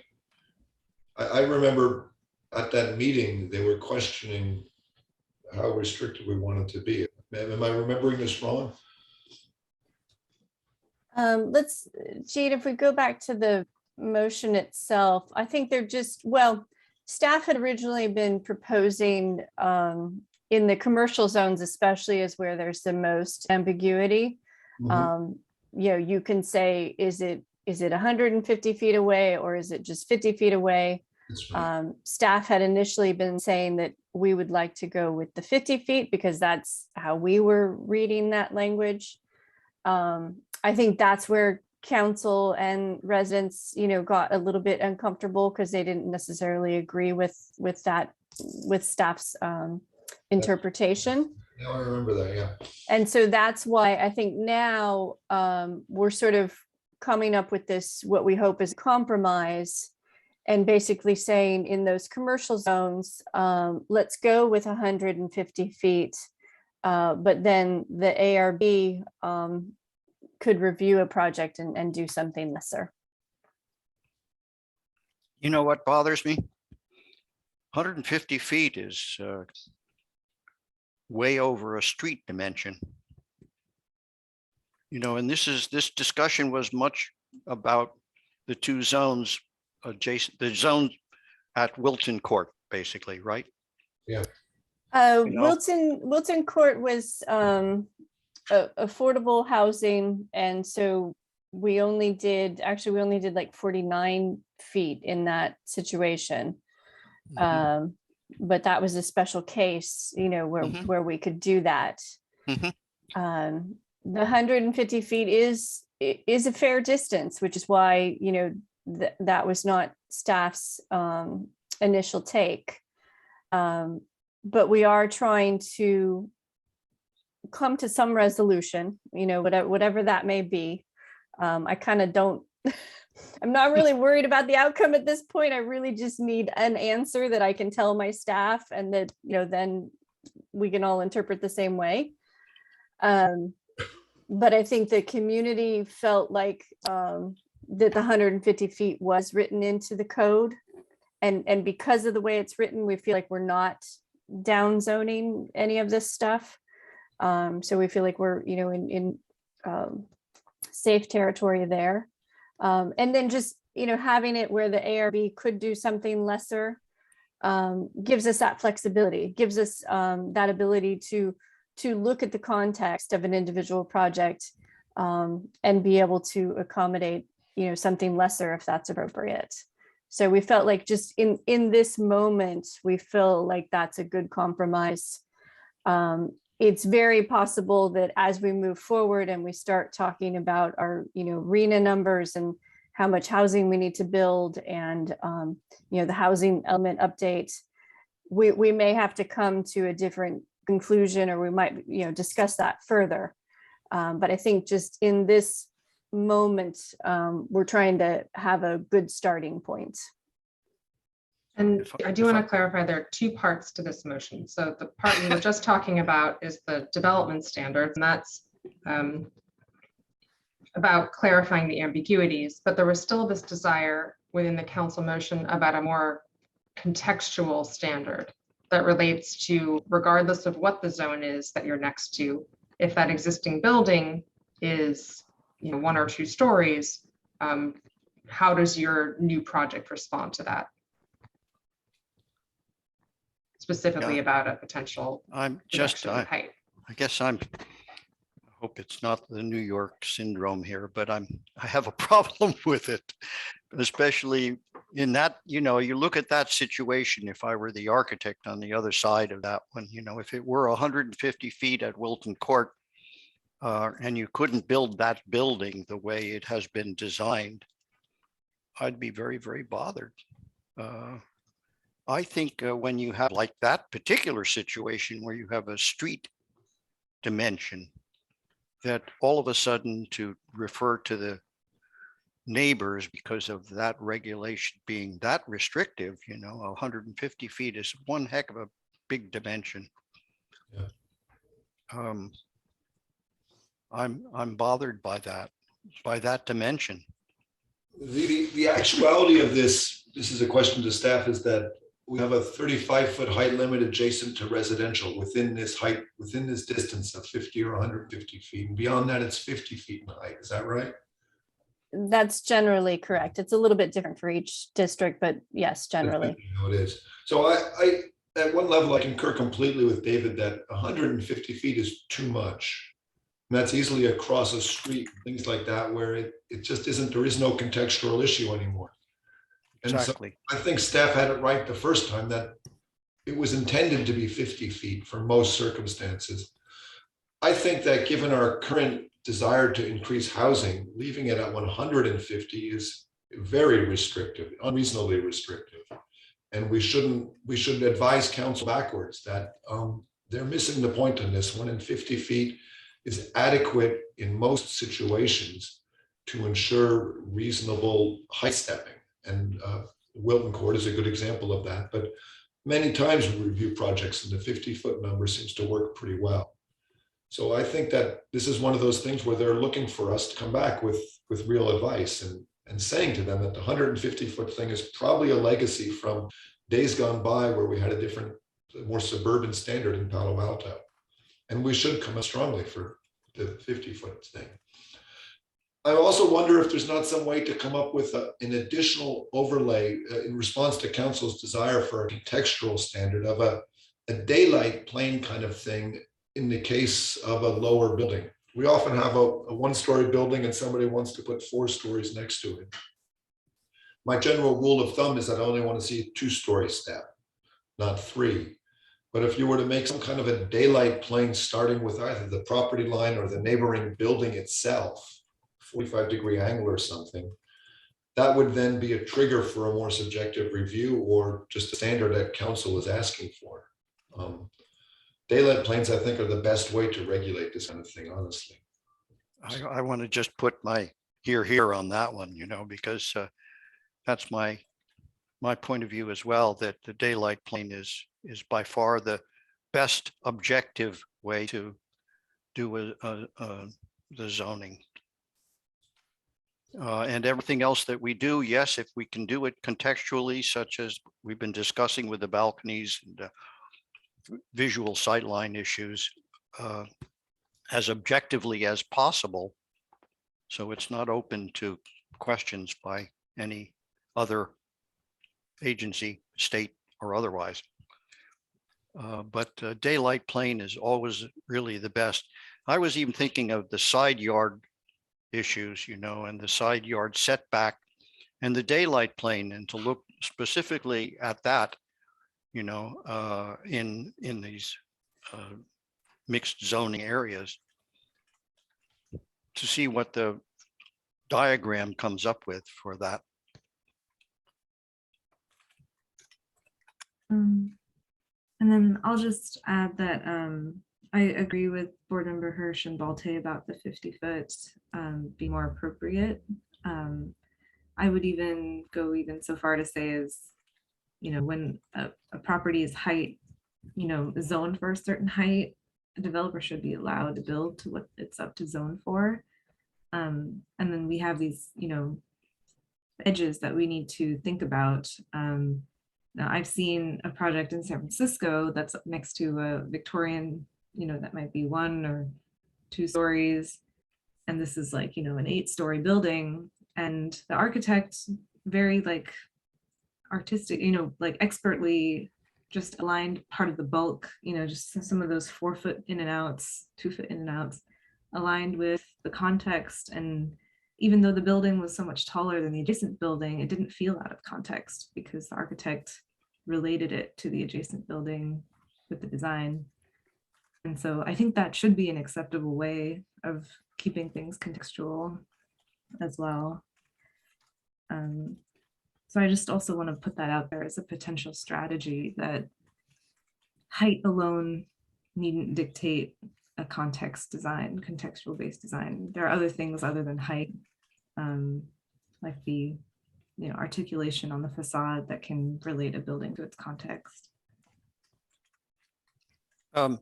Can I just add one little piece to this, and you can tell me if I'm looking in the wrong place and therefore shouldn't be looking here. But if you look at packet page 31, and this sort of been bothering me because this is very much relative to what you were just saying, Ozma. I saw on that packet page, maybe Jeannie could bring it up. Yeah, I'll have it in a second here.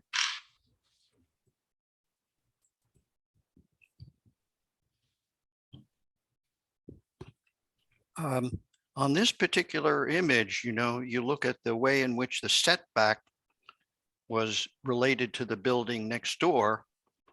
But on the other hand, wouldn't it have been so much better if the actual total purple area there above was set back on the side yard as well? As a diagram, that it just didn't seem to do the trick. Just take it the next step, David, that's all. Right, exactly. It's For just someone- what Ozma was saying about massing. Then it is really visually a relationship if that setback were on the side yard as well. I think I don't 100% agree. I mean, I think it will help, but I think the way this diagram is showing right here, for someone standing on the road, you know, that part that's set back will appear smaller, and that line that's set in front will line up, you know, really well with the neighbor next door. I think- agree, it does it on the facade, but if you imagined somehow the neighboring building was taller, it would be very much what you just said about the, you know. Yeah, definitely. I'm just sketching here while we talk about this. And if we were to propose to council that rather than just a setback distance and height restriction, at the property line, when you're adjacent to other residential units, you have a 10-foot up and a 45-degree daylight plane. Mhm. That effectively allows a 50-foot building 40 feet away from the property line, Mhm. which is about right. It also restricts significantly a 35-foot building at 10 feet from the property line, which is what's currently allowed. So it is actually a more restrictive requirement, but I believe that's what council's asking us to do. I think that just that simple daylight plane, like I said, 45-degree plane, 10 feet above the property line, sets a very restrictive standard while still allowing development beyond 40 feet in this case of the full height as Osmo was requiring. And then when somebody wants to go more than that, when they want to get into the stepping David was talking about, they have to go to a different level of design review, which is where you really appropriately do that. Mhm. But for Jody's point of view, that 10-foot, 45-degree plane is very straightforward to enforce. It also might be useful when we're getting back to our privacy issues. They were talking about a daylight plane, but you don't always have a daylight plane. This just would establish a daylight plane. It may clarify for everybody. And again, as an objective standard, a daylight plane is a really clear one. Mhm. I think on several other residential issues we've struggled with, I keep wishing we had something like a daylight plane. It really just helps. As an architect, it's a very good way. It gives me a very big envelope to be creative within. It's not telling me what to do. I'm not going to design a building at an angle like that, but I can figure out where to step it. So again, my thought would be a 10-foot high, 45-degree daylight plane when you're adjacent to certain kinds of residential. I have to say that's exactly where my thinking was too, about the daylight plane. I was doing diagrams as well, thinking about the height that you would get if you had a daylight plane, and feeling that it was very successful with a daylight plane. Already Yeah. applicable, it could help for these diagrams to incorporate that. I was going to say, because I appreciate Board Member Balte's comments. We do have those sorts of daylight planes. At least I'm looking at the RM zones right now. And for many of the RM projects, we would have that sort of daylight plane only when it's when it's a larger parcel adjacent to higher densities, would we not have a daylight plane? And so is that something we're thinking we want to add, or? No, I think we're only thinking about adjacent to smaller. Well, I Correct me if think- I'm wrong. Well, okay, so maybe it's not, maybe we need to do a daylight plane that's not based on zoning, it's more based on the size of the adjacent structure. Is that where we're thinking? Isn't that Well- dictated by the zoning? Sorry. I'm sorry, is my understanding of what council's asking for is that they're concerned about the impact on smaller zone stuff, but recently they brought it up regarding all residential stuff next to each other. My thinking is though that we're the professionals here on the details of how this works, and what we're telling them is that daylight plane works better. Let it be a council decision which types of zones or housing it applies to. That's what they want to regulate. If we just tell them that this is a good way to regulate this, and they can decide whether it's just R1 and R2 or also RM 20 and 30 or all residential. That's not really a design question, that's a policy question. So we push it back to them, but tell them that something like a 150-foot setback or just a 50-foot number even is not the best way to do this.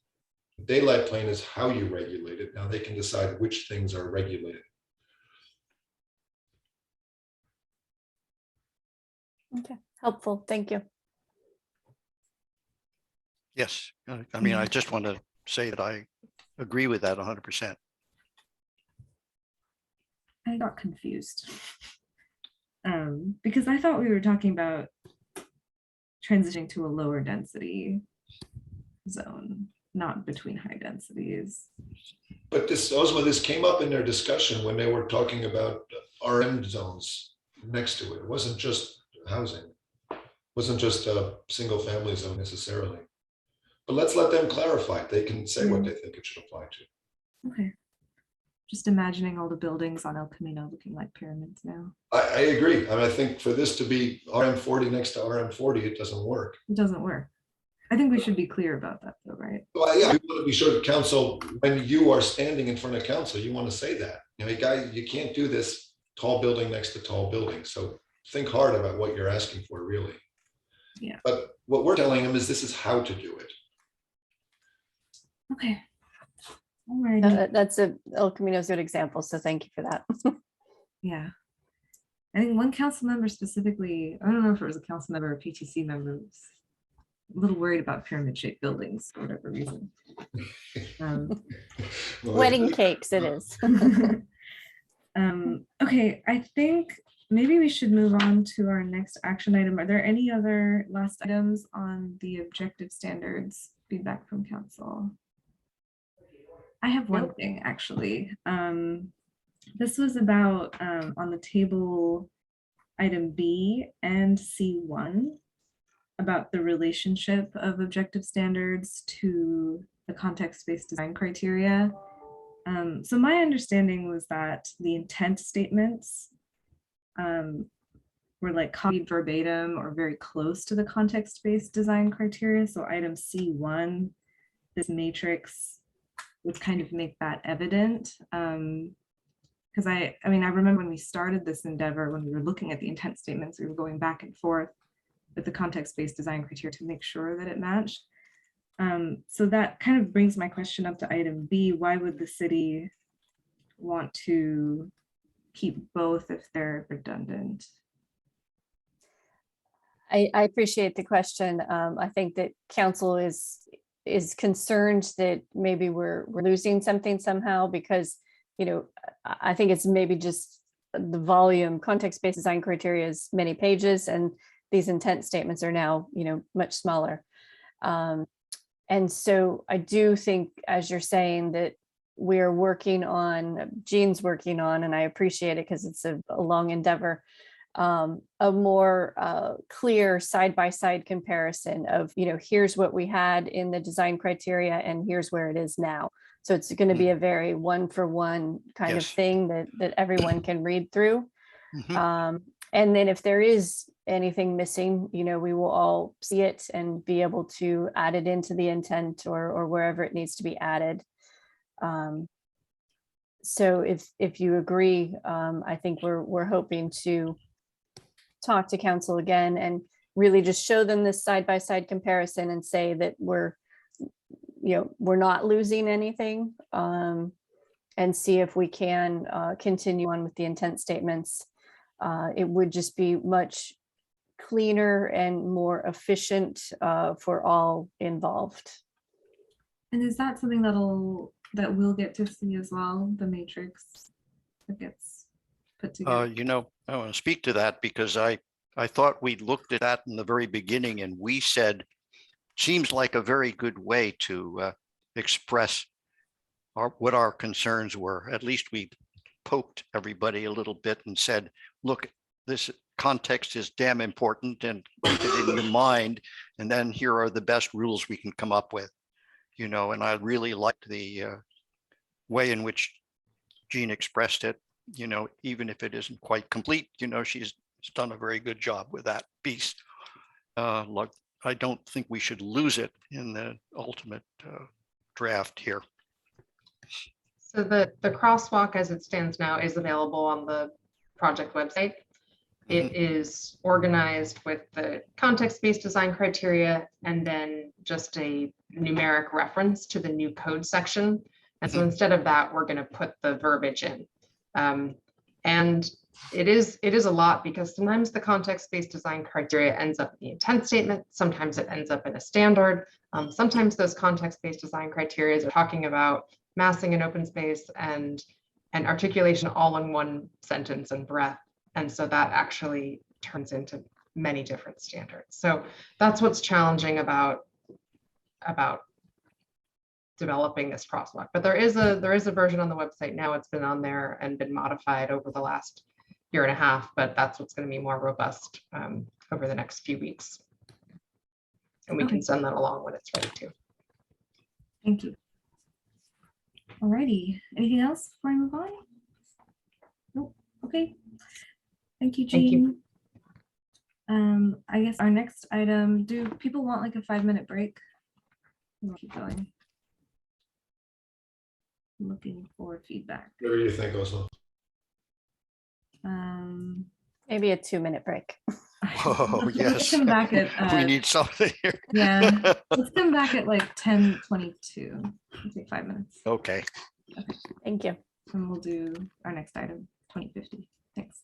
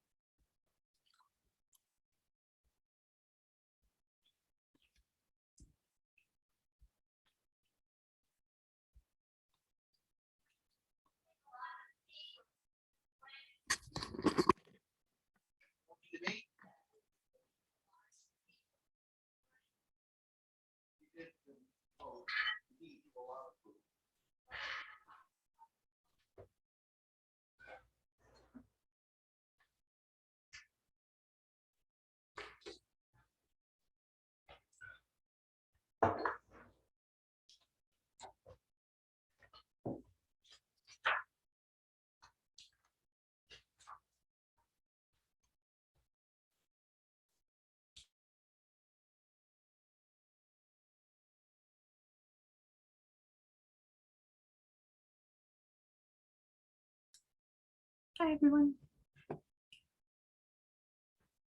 Sorry for being a minute late.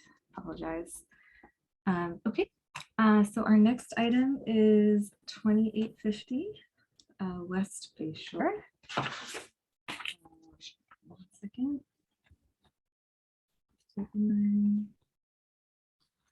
This is a request for architectural review of a proposed 48-unit residential townhome development. And I will hand it off to staff. Good morning, Chair Thompson and Board Member Hirsch and Volte. As Chair Thompson was highlighting, this is a project for 2850 West Bay Shore. It is a project by Summerhill Homes to develop a 48-unit townhome complex at the subject site, which is adjacent to Greer Park. So I'm going to go ahead and one more thing. I forgot to ask if there are any disclosures by the board members. Board Member Hirsch, anything to disclose? Oh, you're on mute. You're muted, David. We cannot hear you. Okay, sorry. No, well, disclosures, funny word, right? No negative disclosures, no. I visited the site, and I visited a number of other sites along the corridor there, as well as some inlet sites. But I haven't met with anybody from the company. Okay. Or site or people on the site either. I visited the site. I walked around quite a bit, as well as the park. I also had an email exchange with staff with a number of points I think should be brought up, but I'll leave it to Garrett how he wants to weave that in. Thank you. Thanks. And I have nothing to disclose, but I know the site very, very, very, very well and have been there multiple times. Sure. And Board Member Balte, after I have my presentation, I can touch briefly on those questions that you had raised in your email. Thank you, Garrett. I just want to be sure everybody has same access to the information. Sure. Thank you. Go ahead. So I'm going to go ahead and share my screen. Go ahead and let me know when you are able to see. We can see it. Thanks. Okay.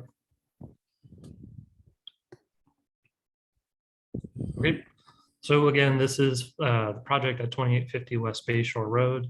This is the first time that this project has come in as a formal application for the ARB to review. Previously, in April of 2021, there was a preliminary application that had been reviewed or presented before the ARB, which board members at the time had provided a fair amount of comments and direction to the applicant, who subsequently submitted this application. So the subject site, as noted before, is adjacent to Greer Park. It is also adjacent to the to East Bay Shore Road and the 101 highway along the eastern side, and across from that, the Matadero Channel and Creek, as well as the Baylands. The property site is an ROLM district, so that's research, office, and limited manufacturing. And when it is developed through a conditional use permit, the housing standards that we would apply to the site follow the RM30 standards. The proposal would be to demolish about a 3,200 square foot office building and then replace it with the project that they have proposed, which is a 48 unit for sale residential townhome project. This project is subject to SB 330 and Housing Accountability Act, and is also a density bonus project as well.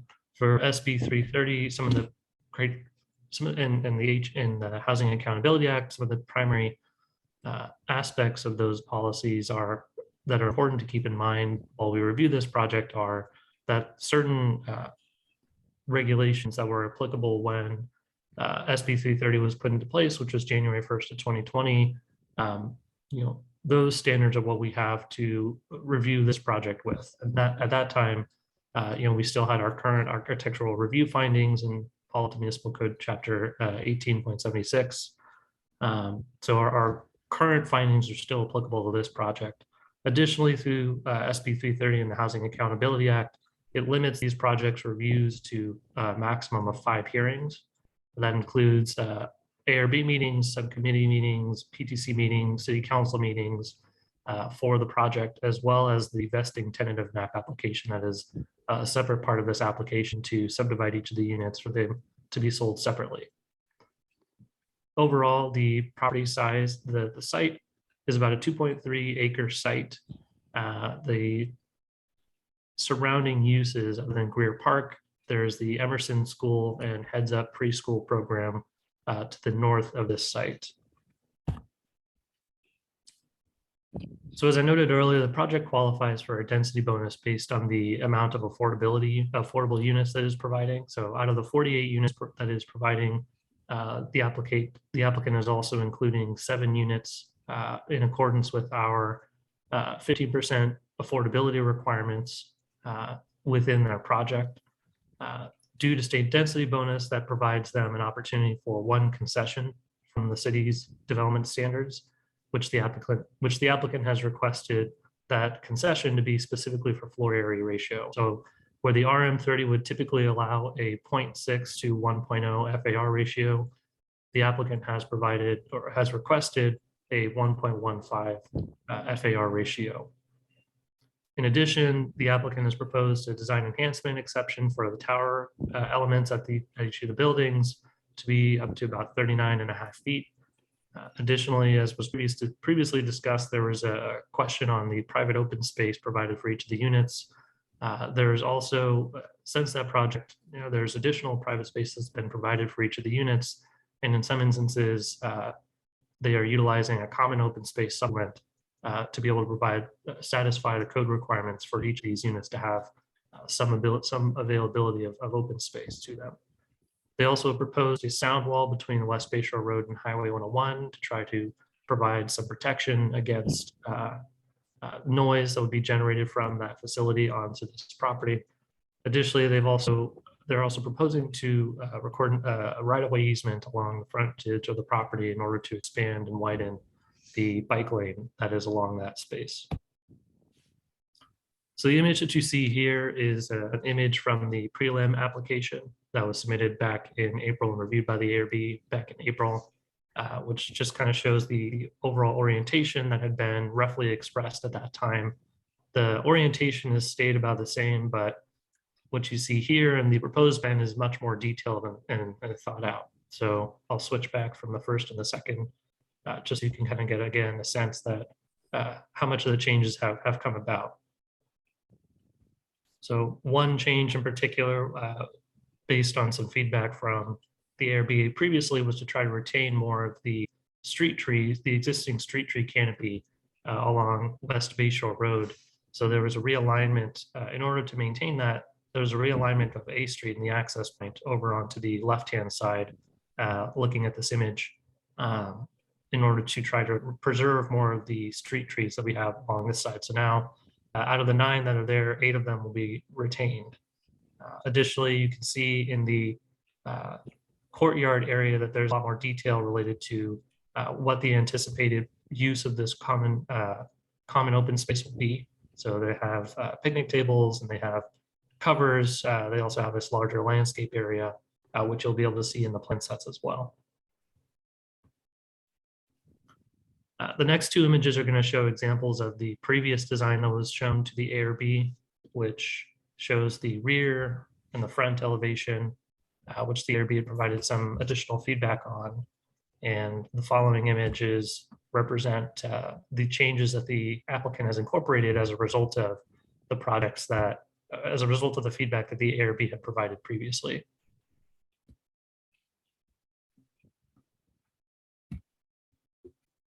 So as I noted before, this project did go before the hearing, before the end. There was a number of items that the board members at the time had provided as direction towards the applicant. So one of those items, and this is highlighted in the applicant's project description letter, which was one of the attachments in the staff report.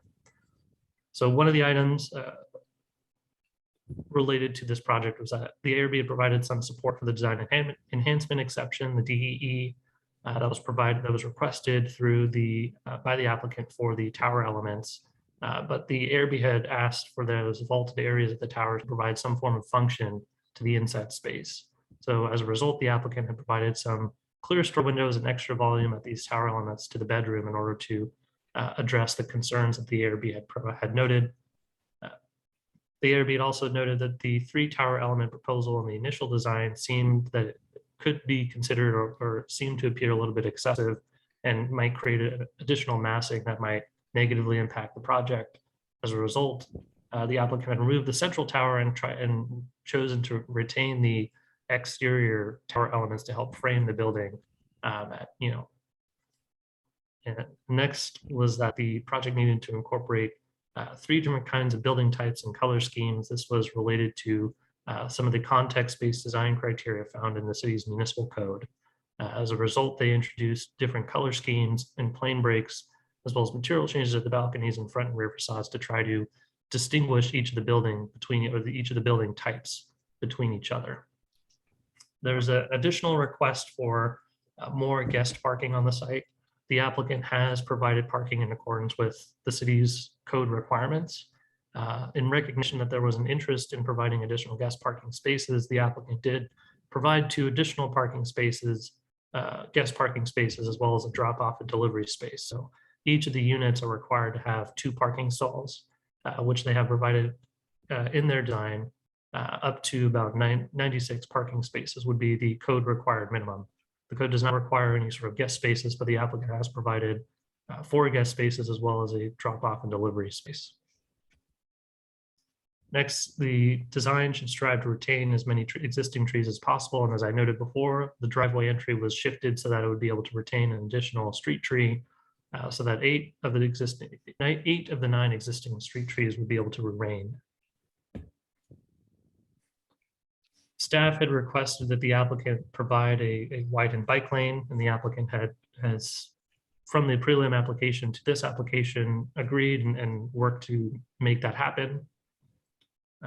The ARB previously identified that private open space should be provided for each unit, and so as a result, the applicant has modified their design to provide additional open space at each of the units, with the exception that 16 don't technically meet the code requirements, though they still provide some amount of private open space. But there's an additional 1,600 square footage of common open space in order to compensate for that loss, which is something that is consistent with our code. One other item was about breaking up the retaining wall between Greer Park with landscaping or other means so that it wouldn't come off as a larger or higher, a large screen wall between the property and the Greer Park. What the applicant has chosen to do is break that into a 2-tier wall system with landscaping on the inner wall tier that will help to soften that grade transition between Greer Park and the project site. Because the project site is within a flood zone area and the current FEMA maps are getting updated, the applicant has opted to design with the anticipation that a new map will come forward, and that would result in the project itself needing to be meeting that height, meeting that flood zone height. So as a result, they provided this retaining wall. They broke up this retaining wall to provide some screening between the park and the project site.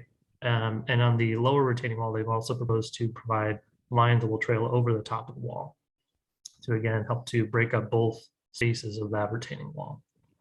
And lastly, there was a request to provide more opportunities for planting around the garage area. You'll see that there's additional planting that would allow for a vertical tree form or vertical tree to be able to be planted in that space. So the key input that staff is looking to receive from the ARB is related to the design enhancement exception, that the ARB still is supportive of that design enhancement exception as is shown on the plan set.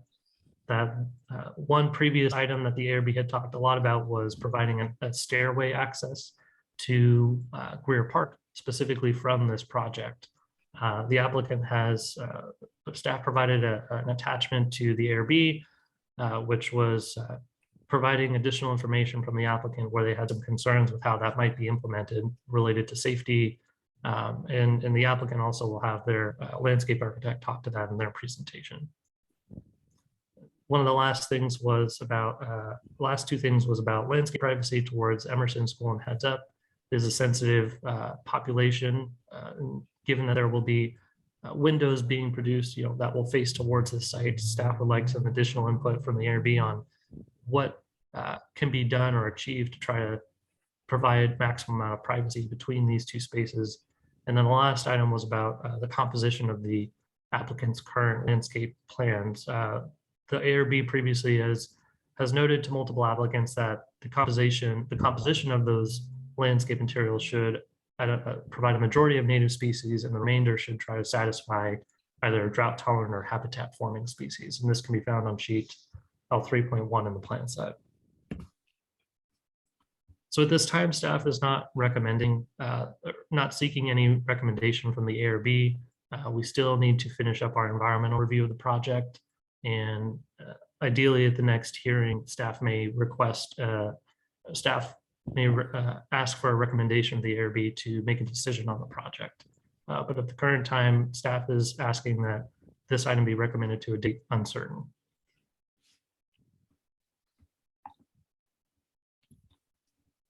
Okay, thanks. Do we have a presentation from the applicant? Yes, we do. May I share my screen? Is that all right? Sure. Yeah, you have 10 minutes. Thank you.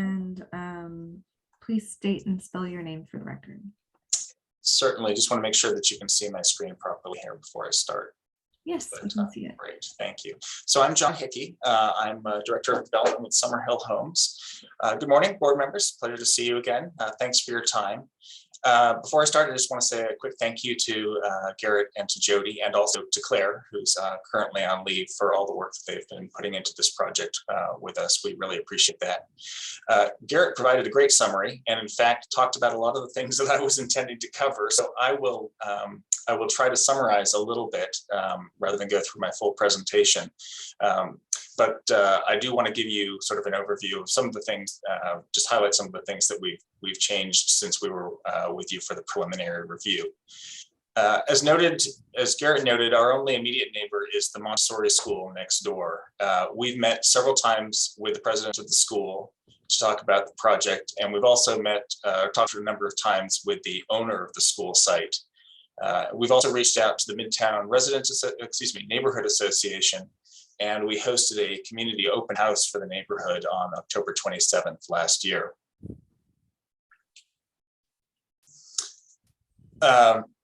So just to touch on a couple things, as Garrett said, we're installing the sound wall. And the reason I wanted to mention this is that, as Garrett alluded to, there was concern about our approach with the private open space and combining into the common open space. And so what we've done in our design is we've made sure to provide private open space for every unit.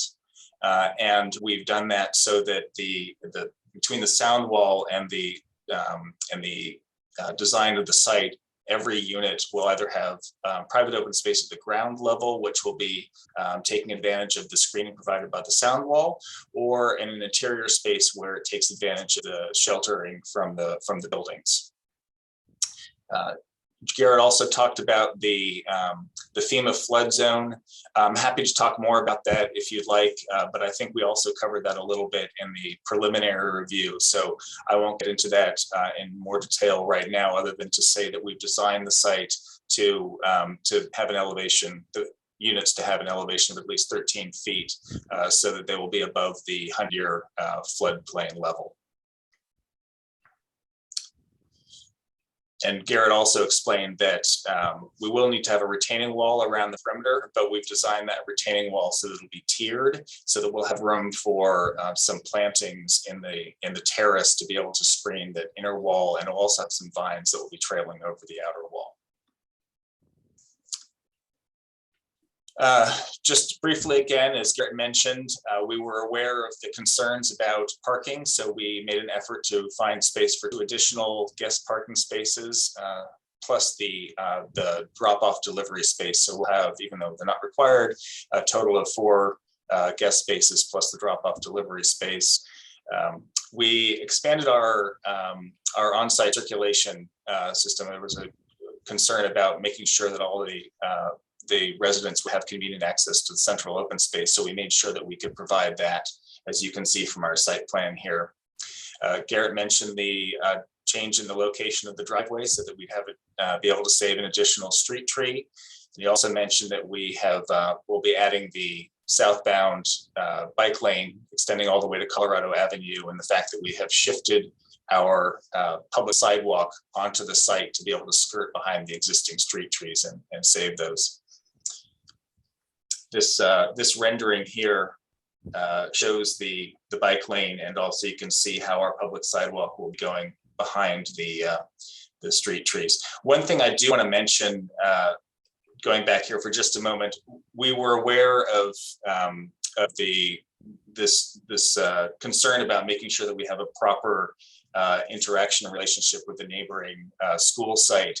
And we've been, one of the things we've been talking with them about is how to provide some additional trees. So we actually have just within the last few days, finally, after having been working with them for months, managed to get concurrence from them that they would like to have 4 trees planted along here to provide some additional screening. Happy to talk about that later if you have any questions about it. But in the meantime, I'd like to pass it over to Jennifer at STG so she can talk a little bit about the architecture. Good morning, board members. There we go. Thank you. Next slide. Our townhomes have been designed with a contemporary architecture style. We use variations in roof line for visual interest when viewed from off-site. And we also use a mix of simple but refined exterior materials to provide visual interest at the human scale level. We're presenting a contemporary urban suburban community with the balance of private open space and shared common open space. This view shows the lively common open space bounded by articulated contemporary architecture. We have developed an architectural design that expresses individual units while creating a whole building with a unified design and 4-sided architecture. Knowing that the residents and visitors will view the buildings from the rear as well as the front, we have enhanced the alley facades, introduced plane breaks, private balconies with wood and open steel railings, and light accents in select garage doors. We break down the building massing into smaller pieces with facade relief, variation in roof shapes, with hips, parapets, and shed roofs, as well as change in materials and colors. These variations provide movements to the architecture and create vibrant shadow lines. As the ARB suggested in our previous discussion, as well as staff mentioned, we have enhanced the end units that face the park in buildings 4, 5, 7, and 8 to take advantage of the view across the park and to add interest to the elevation as it's viewed off-site. In addition, as the ARB suggested, we have reduced the massing of the roof lines so that they step down the closer we get to the park. This slide shows views from the outside of the project looking in. You can see variety in forms, variety in color, and while you see variety, there's still a cohesive contemporary design that's taken throughout the site. You'll also see the rhythm of the entries. In this rendering, you can see building 6 as we see across the open space. We have tower elements at the building ends to vary the roof line and the massing. As ARB suggested, we have reduced the number of tower elements in each building to avoid the over repetition. We have also integrated the tower elements into the design of the interior of the unit to provide additional volume and light for the primary bedroom. Entry elements delineate each unit with smaller horizontal wood siding and accent colors. On this slide, we'll discuss some of our material details. We're using composition shingle roofing, exterior plaster finish with 1620 light sand finish, 8-inch and 4-inch smooth fiber cement siding, smooth fiber cement panels, steel and wood railings, metal awnings, metal fascia gutters, decorative lighting and addresses, and 3 distinct and complementary color schemes. Since we are in a virtual setting for this meeting, we aren't able to pass around samples of the materials, but we have additional close-up photographs of the materials, which we'd be happy to show you later. And with that, I'd like to ask Sherry Van Dorn-Abed to talk about our landscape plan. Actually, may I jump in for just a second? I was going to mention something too about windows. We learned just last week some information about the STC ratings that would be required and the various windows available potentially to be able to meet those requirements. And based on what we learned, we're proposing to make a change to our window selection.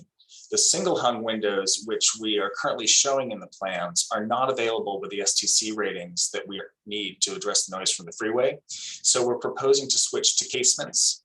As you can see from this side-by-side image, I think the casements actually provide a more refined look, which will enhance the elevations and are still perhaps even more in keeping with the architectural style. So actually, with that, I'd like to pass it over to Sherry. Thanks, John. Good morning. One of our primary goals is to provide excellent outdoor amenities for the residents to come together in the heart of the community. We include pedestrian circulation with enhanced paving at all crossings to provide a visual connection that leads to these gathering spaces. Spaces are organized with raised linear planters with architectural plantings and horizontal paver bands to bring some of the architectural elements down into the pedestrian scale. The outdoor rooms include a fireplace lounge, a ping pong game space, a barbecue area with dining court, a social space with a variety of seating, and a lawn area to play on.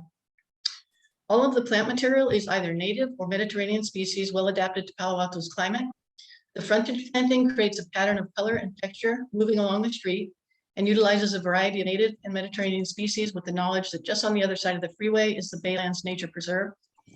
Inside the project, we utilize planting for specific purposes. Along the school property, as John mentioned, we're using narrow, tall shrubs and trees to provide screening on our side of the property, but we're also including trees on the school site. In this case, and as in some other areas, they're not all natives because there's not always a native variety that can accomplish the specific purpose or design goal. But when a native can fill the design objective, we'll definitely choose the native plant. When you look down any street, the view will terminate with flowering vines growing on the guardrails, and in some cases, trees will also complement this view. We'll also have tall columnar trees along the garage frontages to provide a vertical green rhythm with colorful planting below. And there'll always be vines on the top of the wall to cascade down to the park side to create a green wall. We also did consider the concept of providing a pedestrian connection to the park from the west side of the project. The team has worked hard to create terrace walls along the park frontage to bring the scale down of the grade change and to never exceed the 7-foot maximum wall-less guardrail height. In order to achieve pedestrian access leading to the southwest corner, we would need a minimum 52-foot long ramp, and this would expose a wall plus guardrail height of 7 foot 10 inches. One drawback to this idea is that this ramp would also cut off pedestrian circulation around the southwest of Building 8 for access to the outdoor amenities. So we said, okay, so what happens if we add a ramp further north near the project's gathering spaces? And in that case, the elevation is much higher. So we would need a 100-foot long ramp with an exposed portion of wall and rail at 10 foot 6 inches in height. And we just felt these options created sort of a canyon feeling and take up a lot of space that might be better suited to provide a planting buffer to the park. And since we're already located right next to the park, we opted for a path at the southeast corner to the sidewalk for a short walk and a direct link to the park.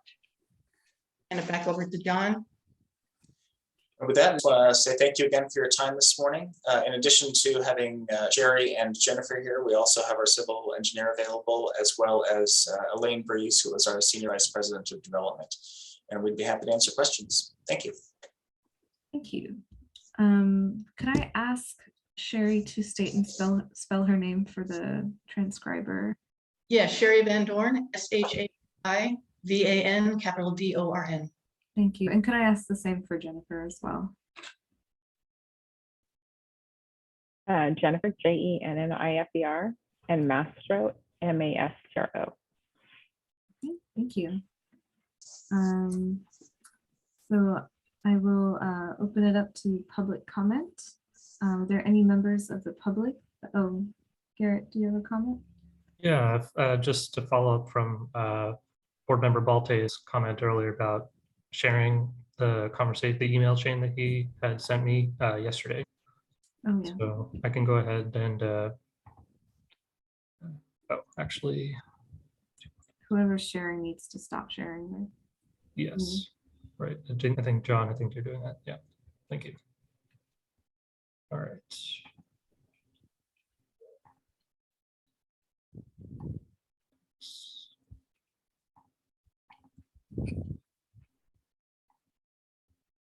Second.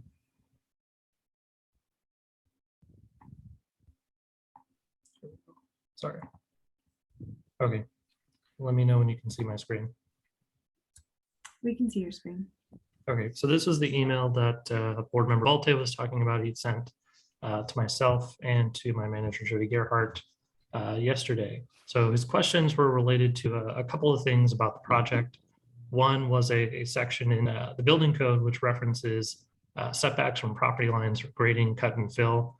And in that municipal code section online, it doesn't include the figure, but references a figure in a printed plan set, or sorry, a printed set of the municipal code. I haven't been able to find that just yet or get an image of that from any staff just yet, but I was able to speak with Public Works Engineering to get an understanding of what this section of the code is asking for or trying to capture. So this specific code section 1628.310B was referencing the types of grade or setback needed when you have a major utility running through a property. So in one example that they talked about was the Mercedes-Benz site at 1700 Embarcadero, where there was a large utility, major utility that was servicing other properties passing through the site. So the setbacks that the section of the code was talking about was trying to ensure that there are proper setbacks from the building, from a proposed building or existing building to a proposed or existing utility line, such that in the event that staff or the city needs to go out and provide maintenance or service to that space, there's proper, barriers between it or proper distance between it, so that that can safely be accessed, and there wouldn't.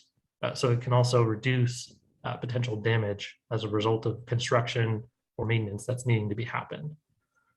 The other item that Board Member Balte had reached out about was Palo Alto Municipal Code 181340 F8, which asks or requires that properties that do not have a neighborhood commercial service or use or something equivalent to that would need to be providing a minimum of 1,500 square feet of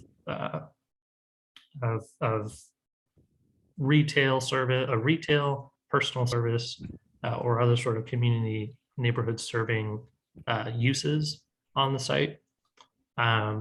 So when staff was taking a look at this, a while ago, the Heads Up and Emerson School, Montessori School, actually provides a daycare and preschool service, which when looking at the municipal code, those fall underneath the retail-like classifications for allowed uses, or sorry, those fall underneath the umbrella of a retail-like use.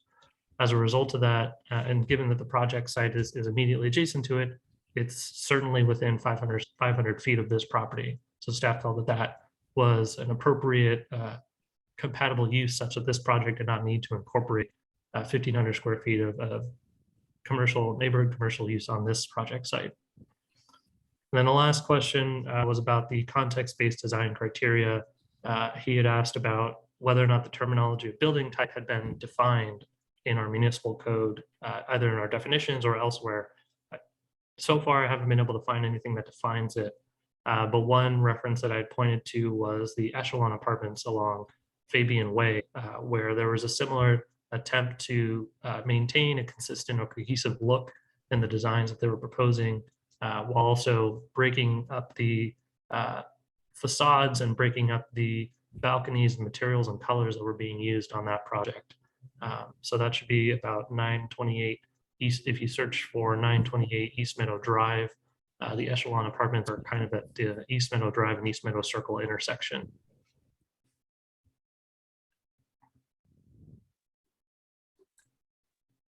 Okay, thanks. We'll get to questions. We'll do that after we hear from the public. So I'll open it now to public comment. So if you would like to speak on this item, please raise your hand. I don't see any raised hands. Maybe we should wait a little. Yeah, I think I saw a raised hand. Yeah, I saw one raised hand, but this person put it down. Go ahead.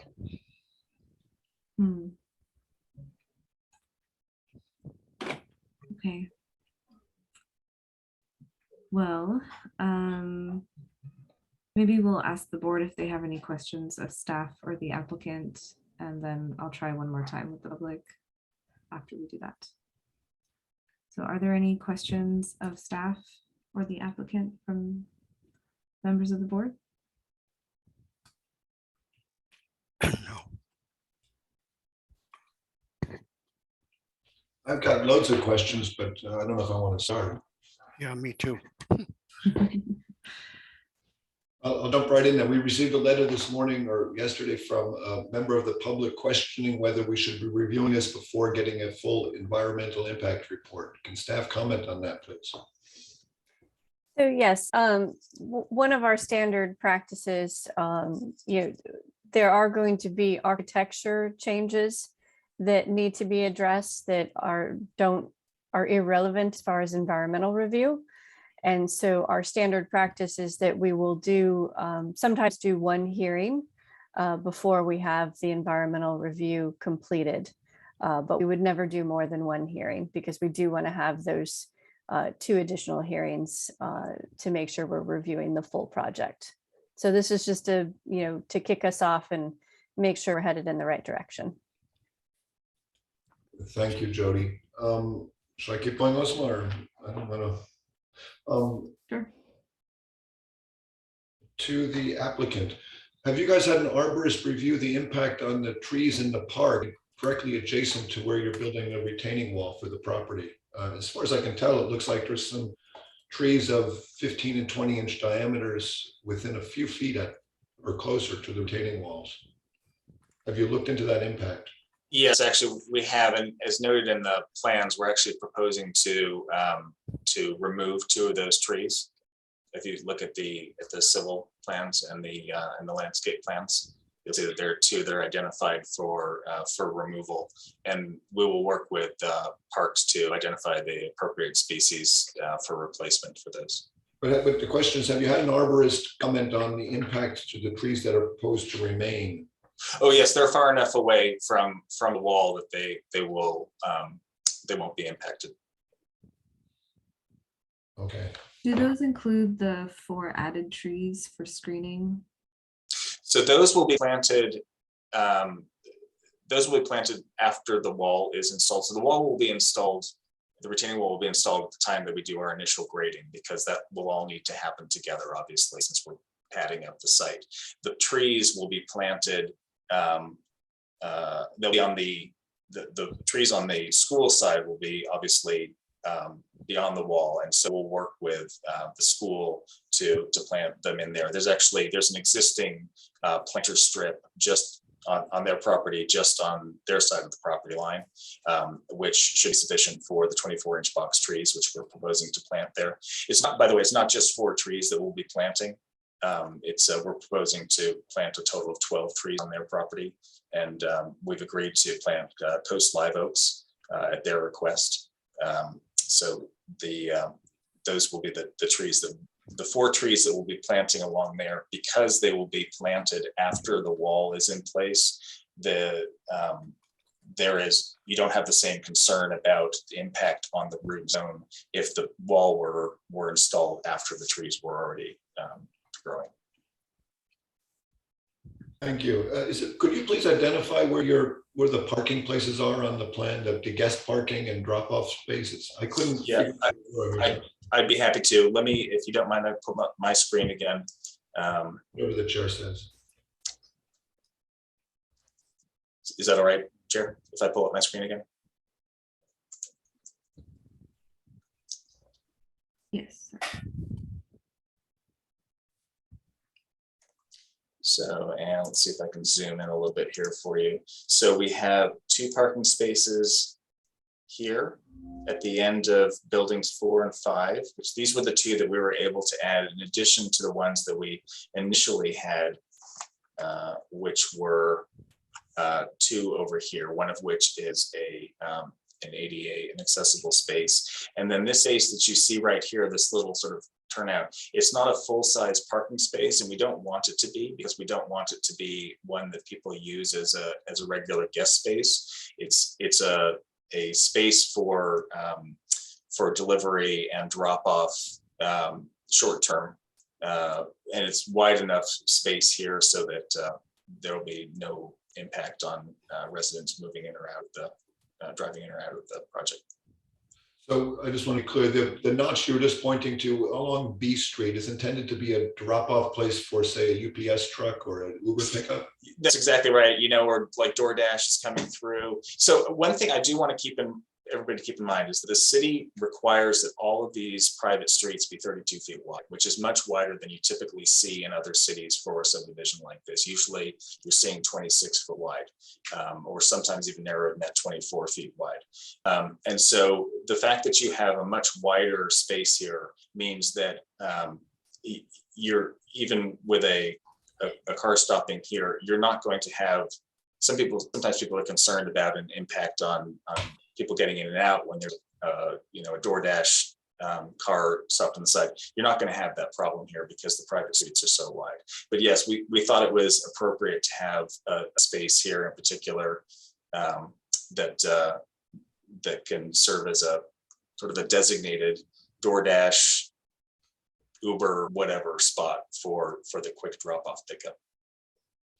And then the guest parking again, it's down at the end of C Street at the very end, or yeah. So we have 2 spaces here at B Street, and then we have 2 spaces here at the end of C Street. Gotcha. Okay, great. Thank you. Yeah, could you quickly clarify for me what the width of the streets really are? I thought I saw 26 feet dimension with length at some place. Well, so it's 32 feet width to width from building to building. So what that means is that you've got a much wider space here along the side. You've got room, for example, if I don't know, who knows whether it'll happen, but if I'm dropping off a book at a friend's house, I don't know if people even drop off books other than me anymore. I think I'm the only one that uses paper books. And I pull in right here in front of their garage. There's enough width there because that driveway apron is so wide that I could pull in without blocking traffic. But what is the actual paved street width? I thought I saw that 26 feet dimension. So 26 feet is the space from, if I zoom in here, you can see 26 feet is from here to here. Okay, and then you have 3 feet extra on each side then, is that right? Yeah, yes, in some cases more because it's the building. And the 26 feet you're saying is a city requirement, or is that just for back? The 32 feet from building to building is a city requirement. Okay, thank you. Okay, that answers that question. Thank you very much. Shall I keep going, Osma? I want you to direct the show here, but Yeah, I mean, I have questions too. I'll just go after you. Okay, I don't want to take up everybody's time, but I wonder if the landscape architect could address the idea of a ramp going down to the park. I heard you say that one of the problems with it is that it causes a 10-foot 6-inch wall to be created. Could you explain to me how the ramp Yes, causes any greater wall than what you'd have otherwise? well, it's just this, it's because where you enter the ramp from the park, there's no way to tier the wall there. So if John, if you can move so that you can see the elevation on top. Yeah, sorry. Yeah, on top and then scoot it over. Yeah, so you can see where the blank wall is where you would enter the ramp. You can see the big blank wall there. That's where you have the 10'6" with wall and guardrail. Because to avoid that, if we don't have a ramp, then we're terracing the wall. So we never have that tall of an exposed wall. That's where that occurs. It doesn't occur for the whole area. It just occurs in part of it. How tall is the wall itself, and how do you come to the 10'6" number, if you don't mind my asking?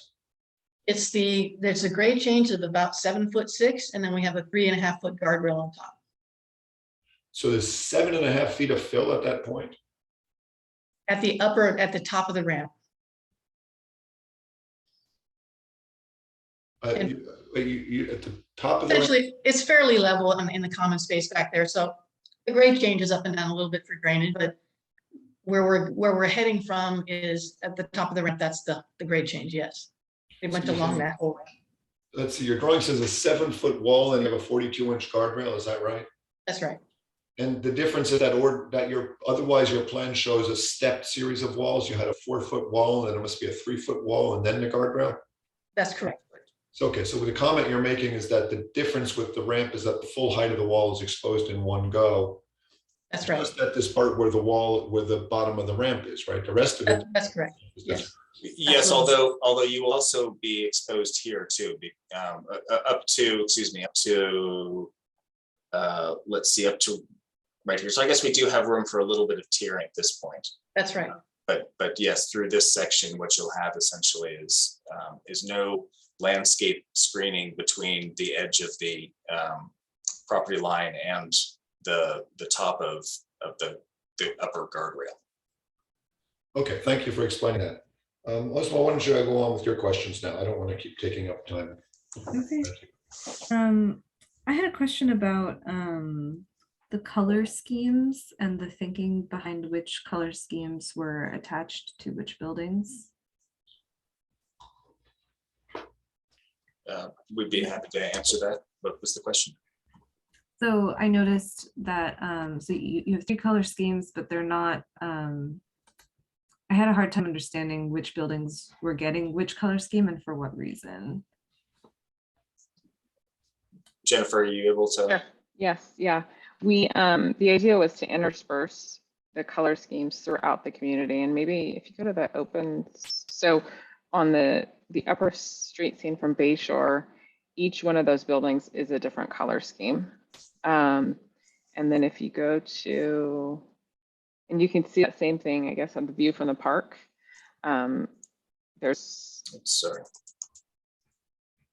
We have 3 different color schemes being used here. There's nothing explicit in the package that calls out where, at this point, where each of the color schemes are, but the idea is that they're mixed throughout so that no 2 buildings next to each other have the same color scheme.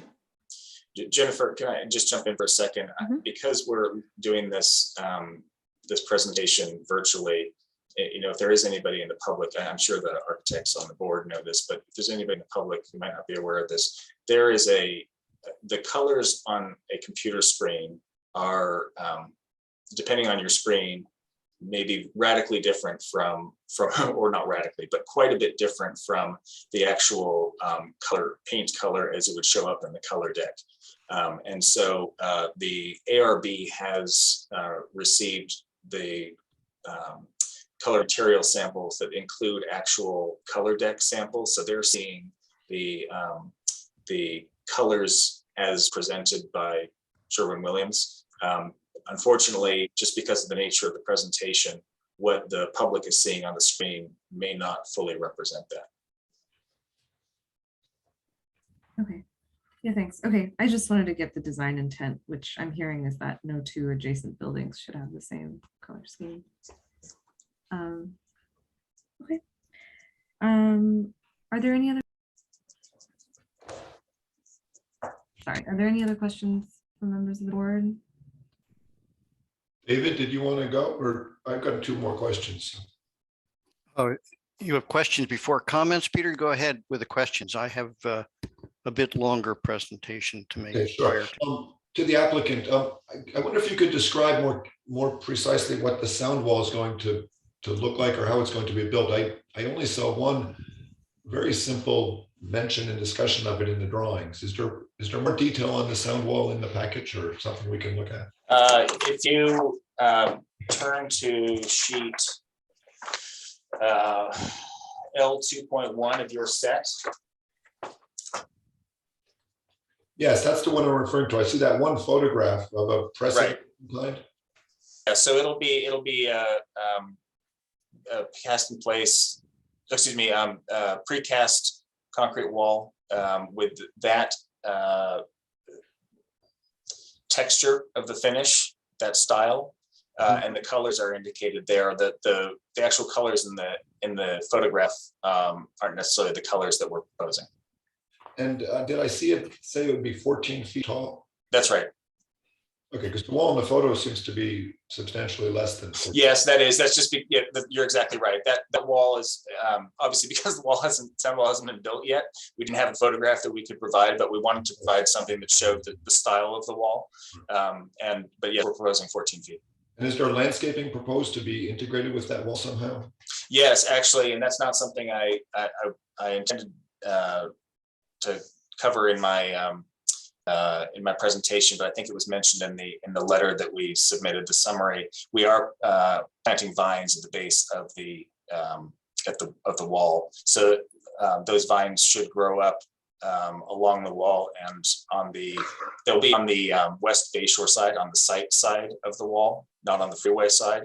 So you'll end up hopefully with something similar to the look that you have for the sound wall that's farther north up by Amarillo.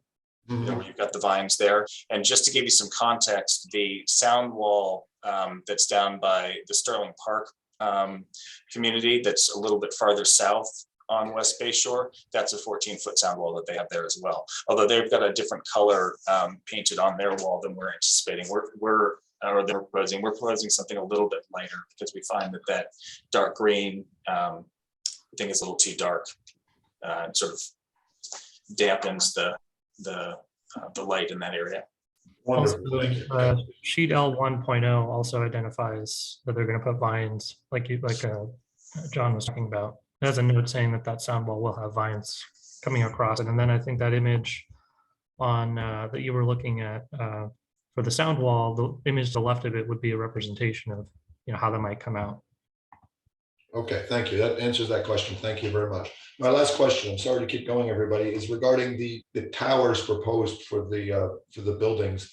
And my understanding is that they're now vaulted spaces inside.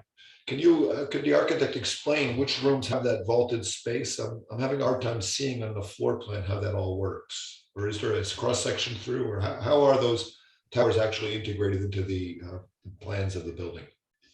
So those towers are in our primary bedroom, which formerly the master bedroom area. And so it's full height, flat ceiling in those spaces with the clear story windows. So that whole room is popped up. Well, I guess what I'm confused about is it seems that the tower is wider than the bedroom. When I look at the facade, the width of that tower is expressed on the facade is wider than the bedroom in the same dimension. So how can that be?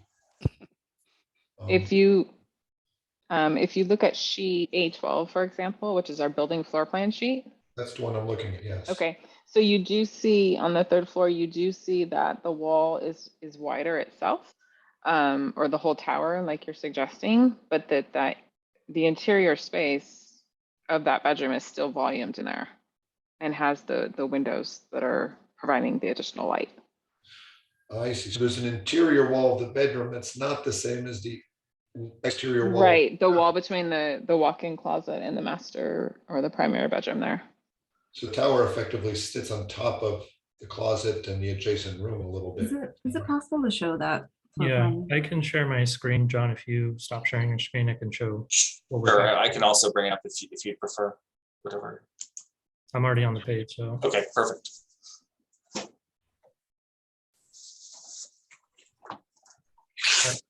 Can you see my screen? Mhm.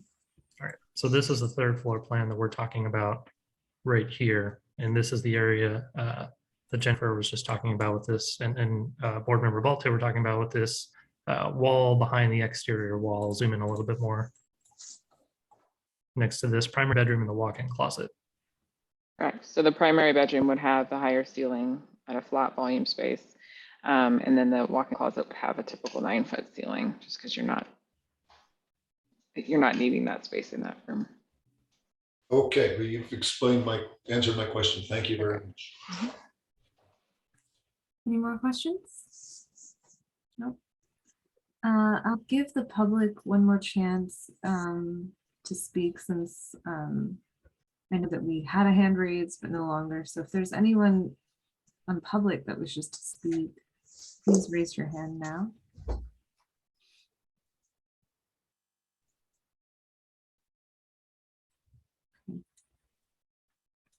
I'm not seeing any hands raised. So I will bring it back to the board then. Member Hirsch, would you like to go first? Okay, a little bit more. Let's see. Am I unmuted? Yeah. Garrett, you have a number of slides that I've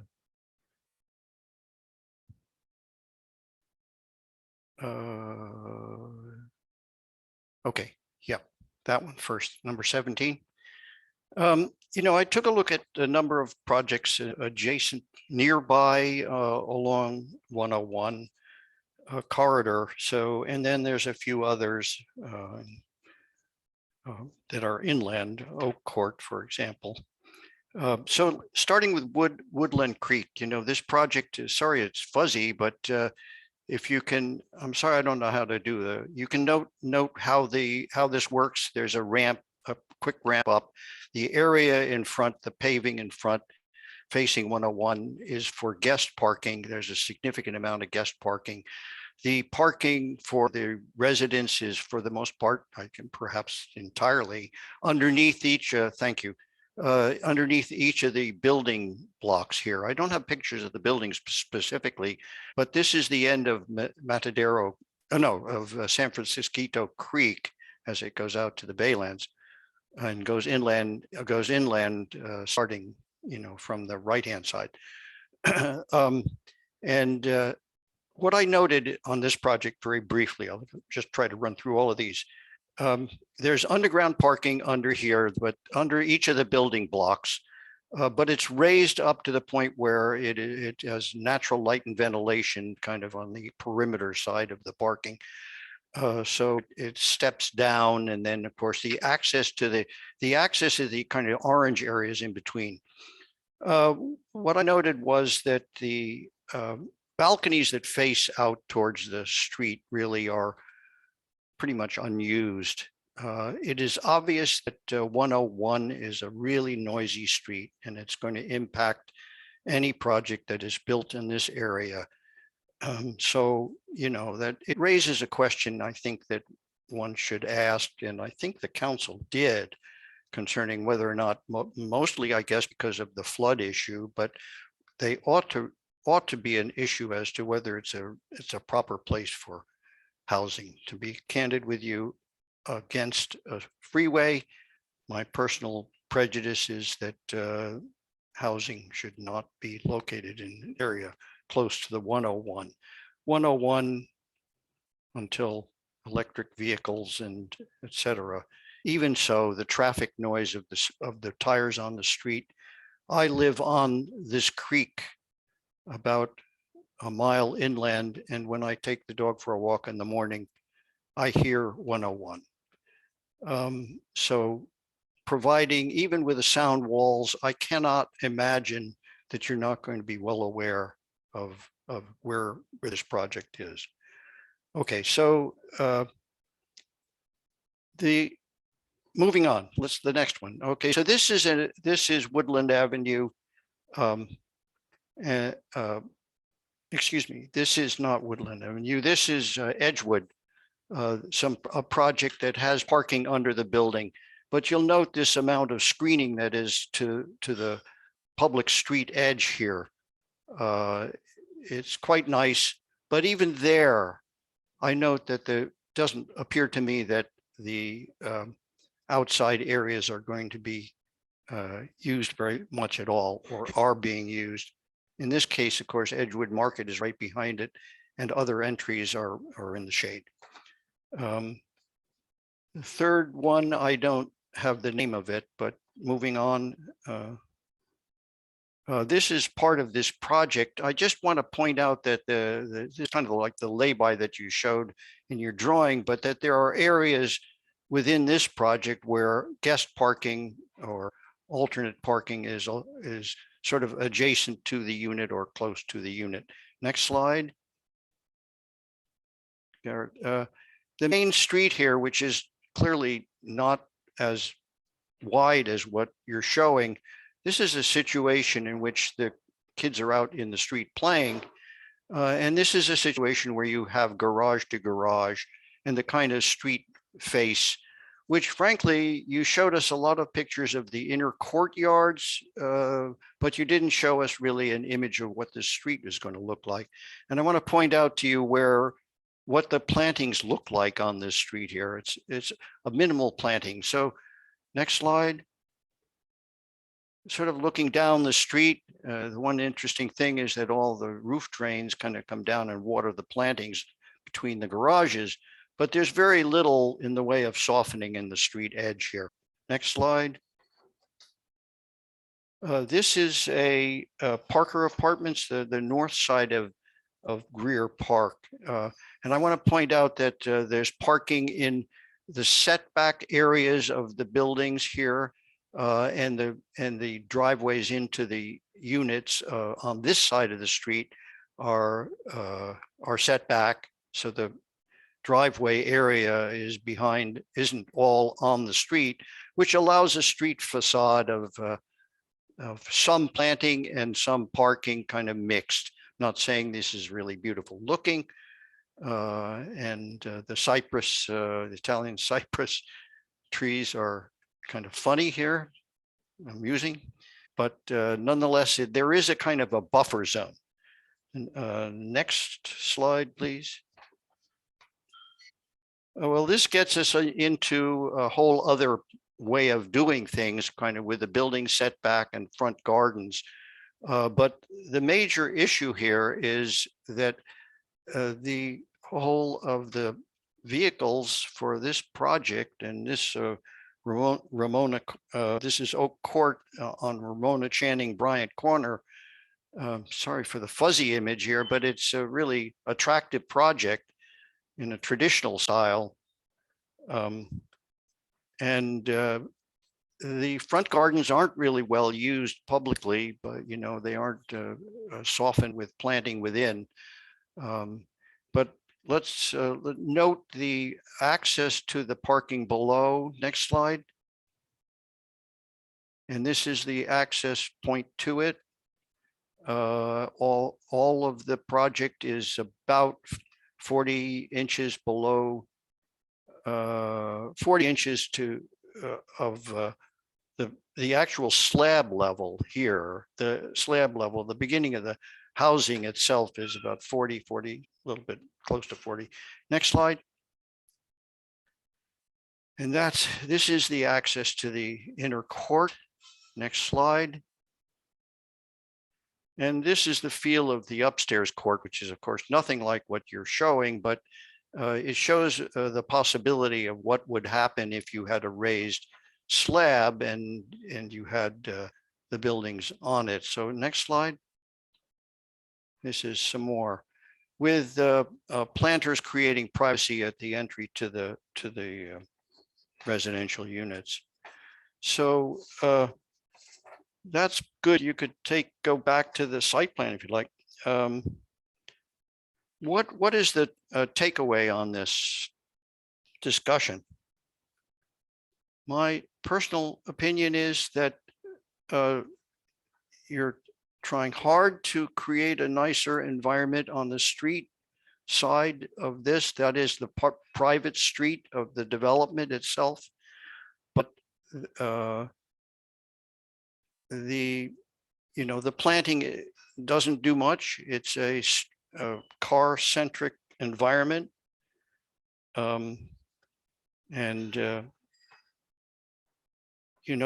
Just to read something on this, present scheme is not a desirable environment based on our finding number 2, because any project facing parking bays with a minimum planters is a harsh car-centric environment.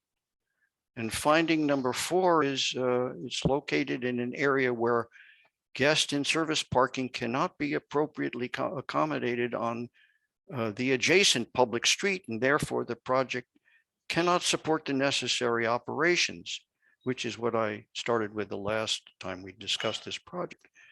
Even if it meets codes, it's inadequate to satisfy this requirement because of this more isolated site. You can't park on the street. There is no street parking on West Bay Shore. And therefore, you really have to accommodate the parking on the site and the limited amount of public capable parking for guests who come to visit. You have close to 50 units per, if you had 2 or 3 guests, 2 or 3 families come to visit for 10%, 15%, you couldn't satisfy the parking requirements. And it's a long distance. This is an isolated site. It's isolated from the perimeters of Greer Park, where there is parking, which is just about 100% used at this time. So I think it's still a major issue. So what's the possible alternative? I think that some of the other projects we looked at just before suggest that the area of the open space park could become a parking lot underground, underneath the level here. It would have to be waterproofed all the way around, admittedly, and I think trying to the way in which the site is raised will do that. And it will be built around by walls, concrete walls that will be preventive of any flooding, hopefully, necessarily for any project. But it also provides the opportunity for you to have guest parking. It provides the opportunity for you to even investigate an alternate possibility here where you put a lot of the cars from the existing project in a single garage, which frees up the street space to possibly provide front gardens and parking on the street, service vehicles, delivery vehicles, etc. You could have, you could even convert the C Street and D Street into mini mews type dwelling areas, which would be ground floor gardens. Now, I'll admit, and I'm sorry to admit, because I think the design has terrific potential the way it's been developed, but when you change the site plan so significantly, or if you change the site plan so significantly, you have a different type of building then. You have a possibility of a ground floor, direct in living, dining, kitchen room.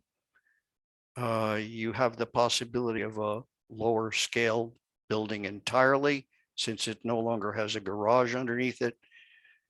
You have the possibility of landscaping throughout, which will be much nicer, I think, for the residents. You have the possibility of a greater amount of, or certainly an equal amount of private open space relative to your living room, dining room space function. And I think it makes a better dwelling. And all of that is achieved by moving the cars under a parking lot in the center. You know, oftentimes, and as we have just now discussed, the materiality of the building, that has to come after appropriate site planning. So I have to say that my opinion is that you start with a proper site plan and then you develop the building. I don't mind the plans themselves particularly. If they work with a scheme that is a site plan as I've discussed it, then terrific, then it would work. But I don't accept the idea that you sort of make everything raise the whole thing up so it's at the level of this inner court above the car as a reasonable idea, because it doesn't solve the best and possible dwelling idea concept here. And it certainly doesn't make a wonderful ground floor area where you just have a lot of parking bays and driveways into buildings for the whole project. So let me see if I've missed anything. The ground floor home office guest room is an okay idea and could probably remain. Even so, if it faces inward, you create areaways that provide light for it. If it is in fact on the first floor, then it also faces out towards the public garden space for all of those interior units. Well, I think the bottom line is that this is my feeling about this project. I don't really believe that it's going to be appropriately soundproof unless you prove it to me that it's possible by appropriate acoustical discussion. And I don't think that the ground level, the way it's described now, is the best of all possibilities here. And I want to point out that you know that many of your company's projects are really well done, and the Woodmark, for example, which is right next to Oak Court, probably the highest level condo in the city, is a beautiful project, and everything has been considered very, very beautifully. And it has ground level on the plaza type units that take advantage of the landscaping, the interior landscaping. And it has, of course, it's different because they're not single, they're condominiums, they're not single houses the way these are. Those are my comments. Thank you very much. Thank you, Board Member Hirsch. Board Member Balte. Thank you, Ozma. Before I start, I wonder if I could check something. Some reason I remembered thinking that the city council took a look at this project in an informal earlier presentation. I couldn't find any record of it. Staff didn't, they said there was no hearing. I thought I must have missed things up, but I just heard David allude to the fact that you thought council had looked at this. Yes, I had thought they had looked at it. Am I missing something? I mean, is it possible that they looked at this and we just don't have a record of it or something? Jody, staff? I could have sworn I remember hearing them talk about questioning the propriety of housing in this location. I can take a look again. So, Yeah, the applicant, yeah, I'd have to look into it, but the applicant would know pretty quickly. And John is shaking his head no. So I think we had a prelim with the ARB, but it didn't need a pre-screening. A pre-screening is what council would normally hear, and this project did not go through that process. okay, that's what I thought. The record says that. I couldn't find any records of it. I just wanted to put it out there. So thank you for indulging me on that. And if we do want, John has his hand up if we want him to speak on this matter. I think we'll get back to the applicant after we've all had a chance. Okay, so I just want to be clear. If the city council did weigh in on this, we should be putting that into this discussion early, but I don't think they did. And I have to, it takes, yeah, okay. Peter, just let me interrupt you for a minute. I know I heard, and I think you have heard something, that the council did discuss the issue of housing adjacent to 101. And maybe it's in reference to some other lowland type project like this, but they were concerned that there was some issue as to whether there should be housing in that particular area.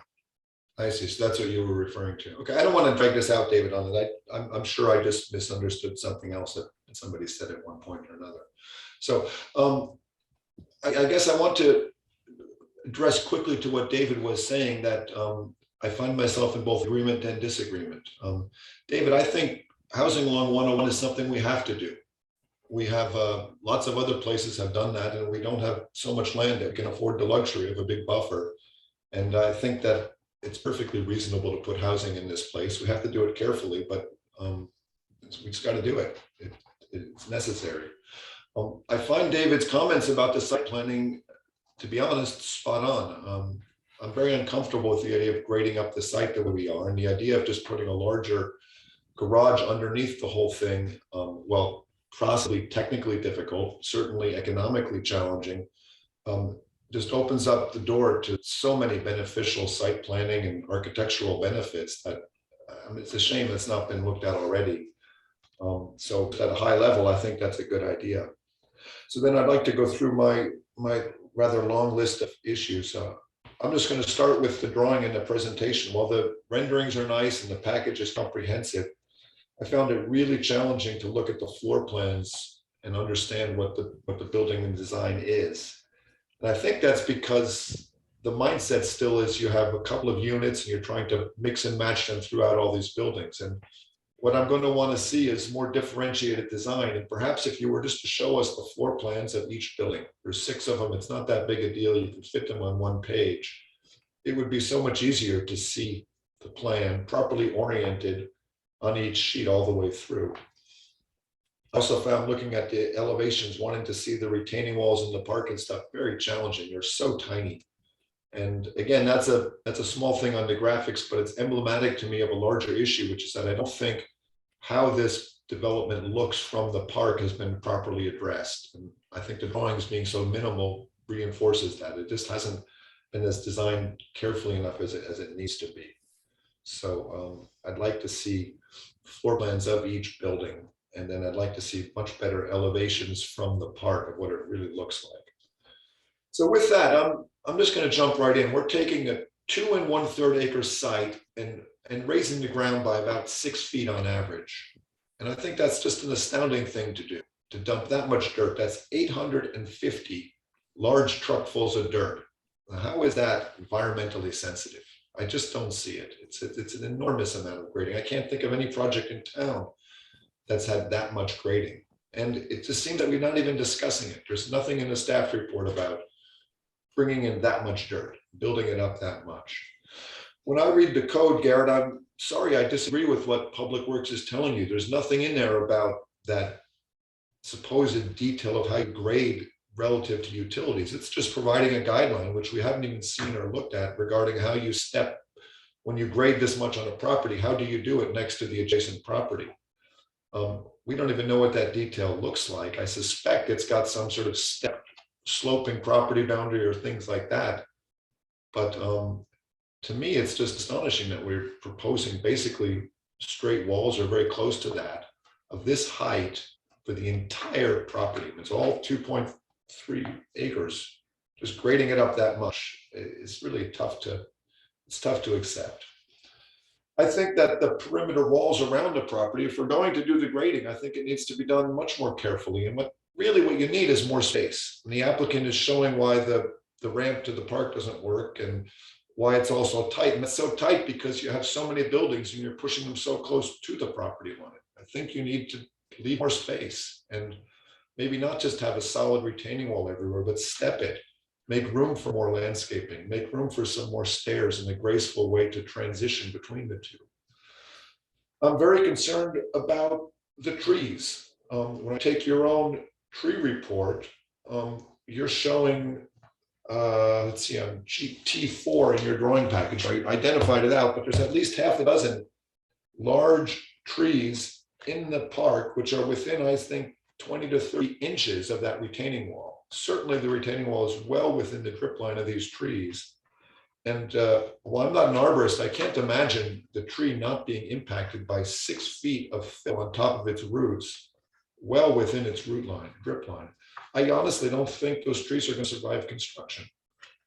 And that's really going to then be an enormous impact from the park to have the trees all die because of the fill. Then you're left with this retaining wall with maybe some vines. And as the landscape architect pointed out with the guardrails, it's over 10 feet tall in places. That's just an astonishing thing to do, right next to what's a well-used public park. And again, I think the answer really comes in, if you're going to do the grading, to do it more carefully, to step it more back from the property line. And what you're going to have to do is modify your architecture to fit the buildings differently so you have more space. It's just not been done. I think you really do need to get connection to the park. The ramp and the stair you proposed is fine, but again, you need to then give a little more space around that ramp to work. You can't just fit it into what you have. Everything else has to give a little bit to make these things work. I'm afraid I just don't see that coming together. I look carefully, I think, at the parking and the trash pickup, the utilities and stuff, and I really have a problematic approach. I don't think that the parking is working at all. I think that the guest parking you're showing is way off to the edge. It's almost an afterthought. And out of 48 apartments, it's highly likely that several of them at any given time have at least 1 or 2 visitors. What's going to happen is that people are going to park in that 26-foot street. In other words, blocking each other's garage doors or blocking fire or emergency vehicle access and stuff. And I just cannot make the finding that this is a functional site plan without adequate guest parking, without adequate places for Uber pickup, DoorDash drop-off, UPS deliveries. Those trucks and deliveries are going to take place right next to the units. And without anticipating that, you will have a non-functioning transportation system throughout this site.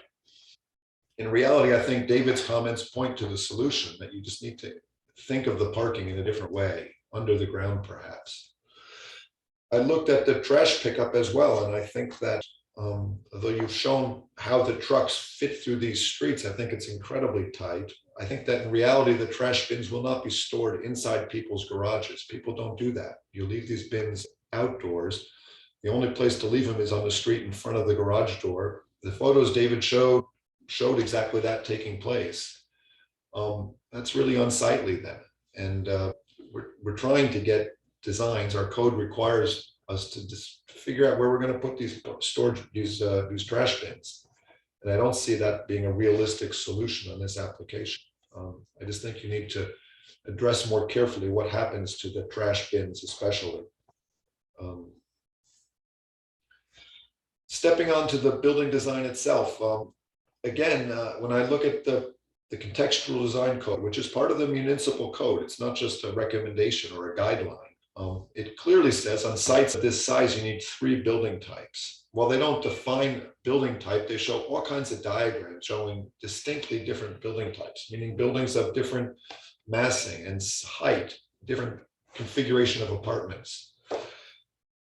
Even without a definition, these to me are 6 identical building types. Yes, the floor plan changes. Yes, there's slightly different color palette variations, but I don't think anybody would, with a straight face, say these are different building types. This is one building type.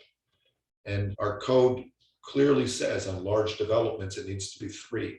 So I'm willing to be flexible. I want to agree that these buildings are well variegated. There's lots of give and take in and out, but 3 building types I don't see. And I don't see how we're supposed to veer from our code that dramatically. I just don't see it. So I don't know how to put that less bluntly. When I look at the buildings that are designed, I think the tower elements are nice, but next to that are these parapet elements. Could we pull up one of the elevations, please, so I can show this? Is somebody able to do that, Osmo? Sheet A13, for example. But this one right here is fine.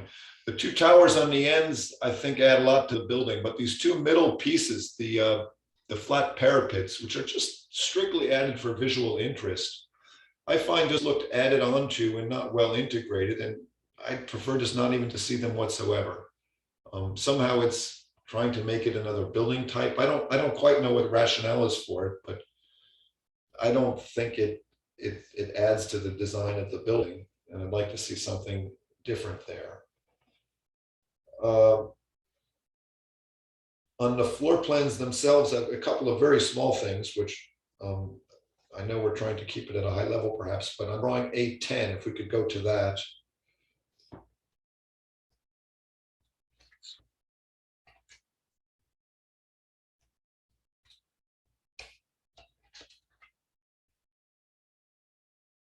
Okay, here. So on the left plan where it says first floor plan, you have the garages, the stairs there going upstairs directly encroach into the headroom of the garage. And that won't be allowed. You have to have 7'6" clear space in the garage. This is a detail, but again, all these things affect the whole design of the building. On the same plan, if you could go please to the right-hand side of this image, just here on the right, third floor plan, you have the closet in the bathroom such that the bathroom doesn't have a window. I would prefer to see you get a window into the bathroom. It says primary bath and walk-in closet. Just by flipping those two, you'll see an improvement there. Again, that's just a recommendation from me, but I can't help pointing out that bathrooms with windows are just a lot more pleasant. In all these plans, I call attention to my colleagues that trash bins are proposed to be stored in the garage. That makes it very tough to get them out when you have a car parked there. Trash bins tend to be a bit smelly. They're not hermetically sealed, and most people just don't leave them inside. And it just doesn't seem to me like a realistic solution. And that's fine, but then where are they going to be put? In reality, they'll be stored outside. Okay, if I can shift on to the material palette that's proposed. At a high level, this is what I would call a mid-range quality material palette. Fiber cement siding, vinyl windows. And our code, finding number 3, calls for high quality design materials. And I'd like to see this taken up a little bit. The fiber cement siding has higher and lower grades of stuff. Vinyl windows everywhere are going to look not as nice. The color samples outside City Hall have like popcorn finish on the plaster rather than a smoother finish. Just bluntly, it all just looks a little bit too inexpensive for what I'd like to see. I'm also quite concerned that the white samples at City Hall are very bright white. The trim number 1 fascia, which is shown on the screen here, is way too reflective. Your high reflective white, as it says on your palette there, that one doesn't fly. Otherwise, I think the colors work together well enough, but I'd ask you to revisit that white to make it not so reflective. When I looked at the landscaping, I'm concerned about the attempt to lay claim that because these are Mediterranean, quote unquote, plant selections, that meets our requirement. And I don't want to even establish that precedent. It's not Mediterranean we're after, it's native plants. And I find that less than half of these are native plants. And I think that there's many other choices they could be making that would bring it in closer compliance with that. That's just looking at the list L3 on the landscape plans. But I think the landscape design needs one more go around to try to get more plants that are more native. And that's just, that's what our standard is in Palo Alto here. So we want to get that. I also found it very difficult to read the landscape plans, which trees are which. It's just by the shape of the tree, it's very tough to read. So if you could help us with that, that would be good. And I really, mostly my biggest concern is to get a much stronger landscaping buffer around the perimeter of the property to really improve how it looks from the park. I'm afraid that's really going to be an issue. My last notes were about the sound wall, which is really important. And based on the verbal description you guys provided during the questions I asked, I think that'll be great. I just would like to see some more detail on how it's going to actually get put together. But 14 feet sounds good. The precast walls are fine. Having vines growing on them is great. So if you pull all that off, it's good. That's some of my comments.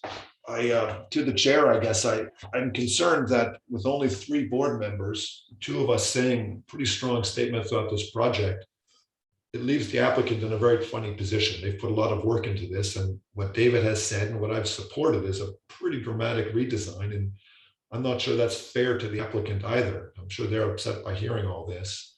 And I want to be sure that we, as a board, give straight advice what to do. With only 3 of us, Osmo, I want to be flexible in my position as far as how we can get this built. It's important to have this housing. So. Yeah, well, let me, I have a few comments, so I'll kind of say those, and then maybe we can talk about them as a board, and then try to give the applicant something direct. So as far as the site planning goes, I think something that, I don't know if it was well iterated, but something I want to let my board members know or remind them is that this is in the floodplain. And that's one of the reasons I believe why everything's getting graded up so high, is because I don't think you can do anything below that because of the floodplain. But I think your comments about how the site plan is pretty, I say car oriented. It's kind of like a car oriented design in that way. Considering a site where, the parking is segregated from the living spaces, I wouldn't be opposed to that. I think we just have to realize that it likely can't happen below the grade that's currently being raised. So it would have to be something that's still, above that 12 feet or whatever it is. But it would just involve a different site planning, which I'd be open to. I think, it's one of those things where these spaces, we have precedents where they are car facing streets, and you wonder, where's the front and where's the back for some of these, like where is the activity going? Where are the eyes on the road? Having that focus, it's true in the site plan, you have the focus kind of in the courtyard where a lot of the front doors are, but then for the buildings on the perimeter, the eyes are kind of scattered, and potentially the community isn't as concentrated in those locations. So I could support a site redesign that is maybe more pedestrian and less car oriented. I think some of the recommendations that have been made maybe aren't feasible because of the floodplain. So we'd have to consider alternate recommendations if we wanted to do that.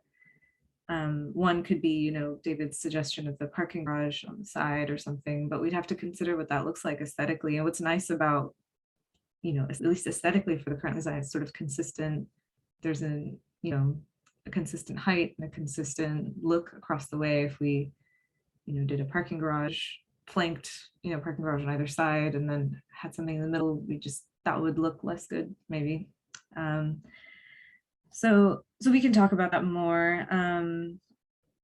Let me go through the other items. I agree with board member Balte about the elevations and the plans. The retaining wall height was a little hard to understand because in the images they look quite small. But I think maybe what we need is like an image on the park side next to the retaining wall with a person, so that we can kind of really understand the effect of this tiered. I think, originally it was just the wall, and then we had asked you to tier, and it's hard for me to get a sense of if it's being effective or not. So when you guys come back to us, that would be really helpful. Additionally, like a section also through that retaining wall and through one of the buildings to really see what that bulk is looking like against the park would give us a better understanding of this relationship. I know that area is really nicely wooded. It's got a lot of trees in that area. And so I share the concern of those surviving as well. So we should, I think those are things I would like to see next time. The issue about the different building types is interesting. It's something I didn't catch until board member Balte raised it. I do have a question though. It's kind of, how is type defined I don't know that I'd want these buildings to be terribly dissimilar. I think, you know, the differentiation that you have right now with the different color palettes is nice. I agree with board member Valte's comment about the reflective white. Just the fact that it has the word reflective in it. I apologize, I wasn't able to see the material palette. I've been exposed to someone that has COVID, and so I'm in lockdown. So I apologize. I haven't been able to really, and that's like my favorite thing to do is see the material palette.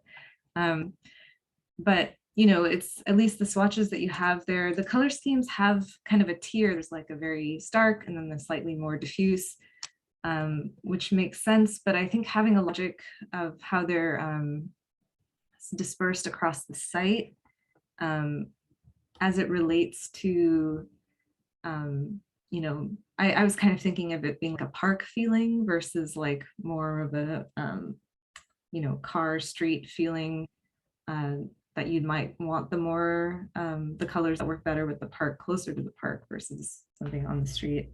That was my initial thought in terms of that party. The note about the bathrooms with windows, it's funny, in multifamily housing, that's like such a luxury. Usually that's never the case. But it's, you know, if it's possible, that would be great. But yeah, I feel like having worked on so many multifamily housing where the bathroom windows is usually a non-negotiable. But you know, if you can keep this design, at least the intent of having light everywhere, I think that would be great. Yeah, I would, for the material comment about it being mid-grade, I don't disagree. I don't know if this is, you know, supposed to be an affordable project. I do think the colors that you've chosen elevate it, which is something one can do. So I would encourage, or I'm appreciative of that at least. I support the comment about more native plants, more of a landscape buffer. Let's see if there's anything else that I haven't touched on. For the sound wall, there's a lot of opportunities there. I might recommend using that for something a bit more than just a wall. Having art on there or having a pattern that's interesting. I might just encourage, the vines are a good idea, but you know, as David made a comment, landscape is sometimes reliable, sometimes you don't know. So I might just recommend using that for something more. And I had another note about the sections through the buildings, that if you are going to do these vaulted ceilings, it might be like really nice to show, you know, have that kind of be expressed on the inside as well. This is another kind of interior comment. But if you're going to do a sloped ceiling, it might be nice for someone to experience that on the inside instead of a flat ceiling. I know that's slightly more work, but it would make it a nicer product. Okay, so those are my comments. We want to discuss as a board where we align. I'm curious to hear what you guys think about the floodplain issue. Osma, if I could first, I believe you can put parking in the flood zone and down below the BFE. And that's a critical fact to work out. But we did approve a building in downtown where they have below grade parking that had a floodplain issue. So it can be done. It just takes a little bit of trickery with the entrance of the garage. Has to be situated so that it holds back the water at the entrance, so that it would never get into the basement. The water wouldn't get into the basement. But maybe before we even discuss it, it's worth getting the applicant to give us their take on it. That's such a huge issue on this project. And I guess I'm at the same time loving the idea, but also really reluctant to force the idea. Elaine or John, are you guys interested in, or through OSMA, is that something we can do, have them discuss? Yeah, I was gonna open it to the applicant. If you guys feel ready to discuss with them, I'm okay with that. David. What do you think, OSMA? We're happy to speak. I was waiting for it to be called on. Sure, yeah. Okay, yeah, let's hear your feedback. Actually, Elaine, do you want to address the fundamental one, the no-go? You're on mute, Elaine.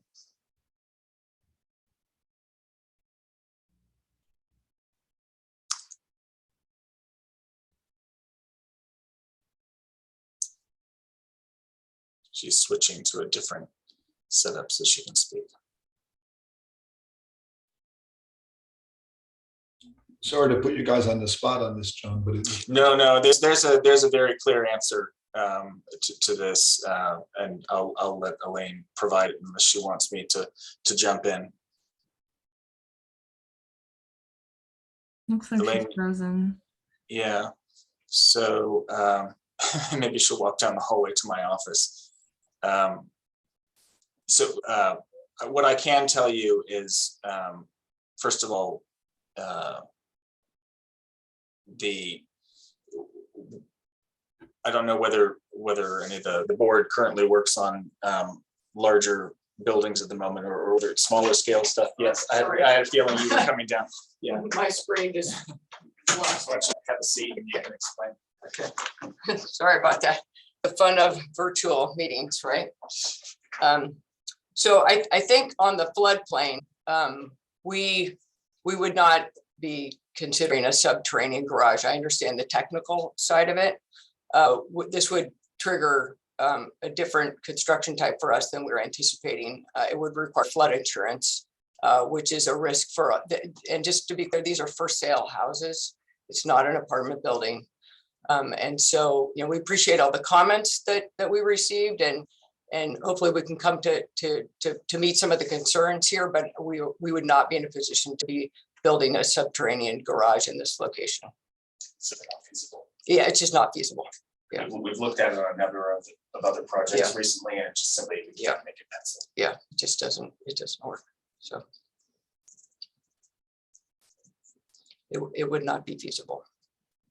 There were a number of other little things that I wanted to address. There was some misconceptions that were raised earlier. I just wanted to make some corrections.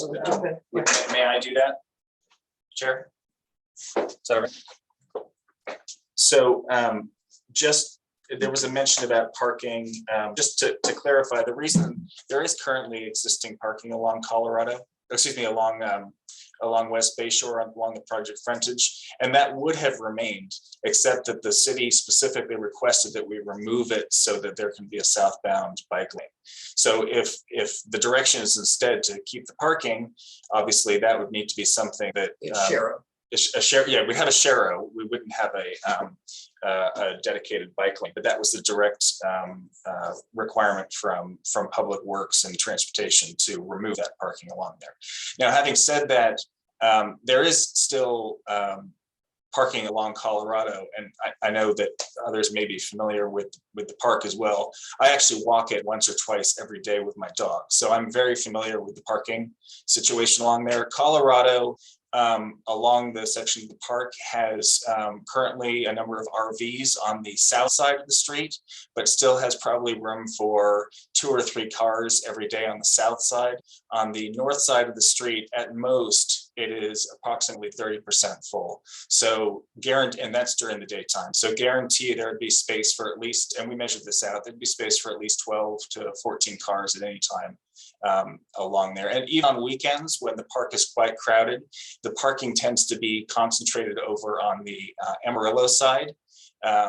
It was funny, the picture, the slide that came up, that's actually, one of them was across the street from my house, showing the buffer there, which sadly is less of a buffer than it used to be, because apparently the property owner cut down a tree without getting a permit in that front yard. But that's a side point. So I just wanted to mention that. And then also there was a question about building types, and I'm sorry if it didn't come through in our plans, but we actually have, and maybe this was hard to read in the plans, but we have all the building types specifically included. And not only that, but we show where they're located on the site in the key map there. So we have a building type that's 1, 2, 3, and we show the 3 buildings where that's located. We have a building type that's 4, 5, 7, 8, and we show in the key map where that's located. And we have a building type that's type 6, then we show where that's located. And so you can see if you're having trouble, I'm happy to walk people through it separately, but if you're having trouble reading the plans, we do have all 3 of those building types specifically shown, and shown where they're located on the project. Also, there were some questions about sections. about seeing what the section details would look like. I don't know, whether you looked back through the civil sheets or not, but there are sections shown on the civil sheets on. Yeah, I've seen them. Yeah, I don't know if the others did because there were questions about it. They don't have a a figure for scale, and That is true. They don't have a figure for scale. Garrett, actually, we can enhance that. We're happy to provide that, Osman. That's not a problem if that would be of assistance. And Sound like some blow up would be helpful. yeah. But there is one thing I did want to mention, and I'm going to show my screen again for just a second because it'll give people a better sense of why this. Oh, should I lose it? No, it should be there. Okay, so obviously this doesn't show the existing trees along the rear, because if we'd shown them, you wouldn't be able to see any of the architecture. However, when you go to the street scene, well, actually, you know what? We don't have it on this. Yes, we do. So if you look, this was a view that we provided in an effort to show what the architecture would look like, but obviously, in reality, you won't get to see it. So this outline here is the outline of the existing tree canopy. So as you can see, all of this, and that's actually the full trees. There's shrub along the bottom too. So I know there's a lot of concern about the visibility of that retaining wall at the rear of the site, but in actuality, that retaining wall is not going to be visible for most of it. So there's just a couple of things I wanted to make sure that maybe since it didn't sound like that had come through in our presentation, I just wanted to touch on those for a moment. thank you. That's it. Let me bring it back to the board. Having heard from the applicant, we should. So is I'm concerned. I mean, he's telling us that there's parking available on Colorado Street. It's quite a distance from these apartments. I have an 85-year-old uncle who comes to visit me at least once a week. He's not going to be able to walk that far. You just haven't addressed the issue that people have. People have guests, people have service, people have deliveries. On your design, I'm sorry to say it, the moment you have two of those, you clog up the whole thing. It doesn't work, and it has to work. Your presentation will be very helpful if you show the outline of the trees here. You have a photograph on page A04, which is barely legible. I mean, it's not convincing, certainly. And to make the argument you want to make, you have to do a whole lot better of actually proving it. Because frankly, I think some of this is visible with these trees, and I still haven't heard an issue regarding what's 20-inch diameter trees 30 inches from this retaining wall, how they're going to actually survive. I can tell you they're not, but I'm open to being persuaded. I'd like to see that. But also, let me come back to the big point that David raised, because I think I'd rather have this housing succeed in Palo Alto than stand firm on forcing them or having them walk away because they can't put a subterranean garage here. So I can support this application with this grading if we can prove that the buffer of the edge of it is done more carefully. So I want to be clear with that. And David, I hope you can wrap your head around it as well, because I don't know, what do you think? David, you're on mute. Okay. Interesting point that you raised earlier, Peter, was the cost of bringing in this much fill. So if you juxtapose this much fill to the amount of construction you might have to do to create a raised level of the property, it doesn't have to be the whole property. It's just a parking garage area, which could be made watertight. So if the water is going to get up to the level of the entirely raised site, seems to me that it isn't, it's not such a premium cost to enclose a garage and solve the problem you just raised about guest parking and service to the property, and the possibility of a different scheme on the ground that gives you more landscaped area within the property. You note that the project really shows these drawings of the proposal from a distance, looking at the facades where you can get back and far enough to see them. You know, we talk about the towers as critically important here, but the rest of the facade is probably a lot more important because it's really what's going to be seen. And it's a problem that is raised when you have elevations of buildings and pretend that that's what people see. They don't see that. They certainly won't ever see the 101 facade because they can't get back far enough to see that. They'd be in the middle of 101 or to the opposite side in the Baylands somewhere.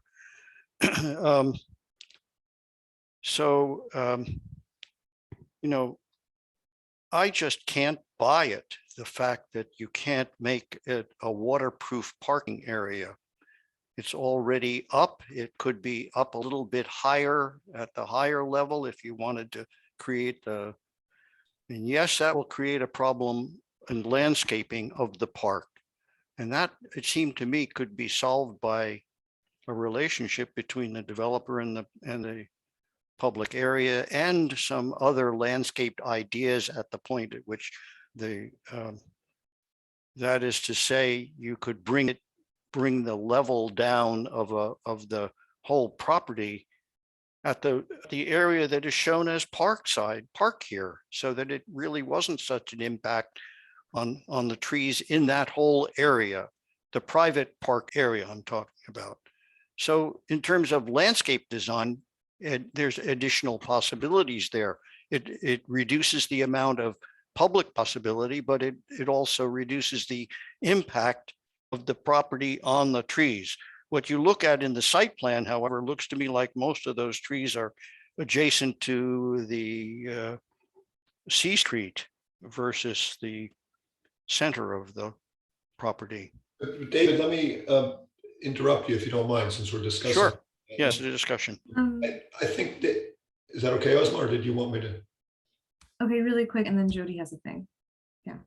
Okay, David, I think it's not the question of whether the underground garage is feasible or not, or even efficient, but I don't think this applicant is going to build it. From what I know of how Summerhill Homes builds, it's way outside of how they want to develop property. And I think it's fair to say that they're not going to do that underground garage. So our choice today is to say either, fine, do an underground garage and then this project dies, or we have to flex so that they can build what they need to build. Well, I can't go along with it. No, I'm not going to go along with it. I think if it can be done, they could come back and show us dollar-wise why they really can't do it before we agree to this. It's not just something that you accept on a word. It's something that has to be shown why that's a requirement here. I would buy this idea of a site plan that has ground level garages facing each other on the whole project without first getting the facts, and the facts are not being presented. Okay, thanks. Just wanted to put it out there, Ozma. Thanks. Jody. Yeah, I think I was going to say something similar to what Board Member Balte was saying, is that you know, we need to be careful about designing a project for an applicant. The applicant obviously needs to adhere to our code regulations, but beyond that, you know, they get to design their own project. So if we're going to continue, you know, pushing for an underground garage, we need to be very careful about, you know, what sort of comp plan policy, what sort of zoning code or ARB findings, like what are we basing this requirement on, so that the applicant can be very clear about what issue they need to address.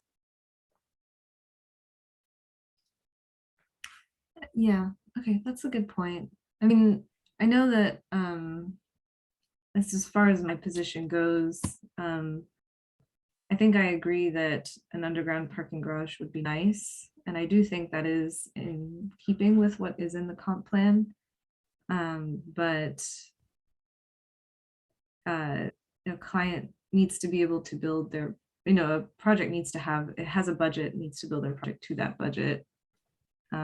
So, and I also understand the, you know, the issues with the floodplain. So I could be open to the site plan the way it is as it stands, or like I mentioned earlier, an alternate where, you know, we still keep this grading, but potentially the cars are separated from the living spaces.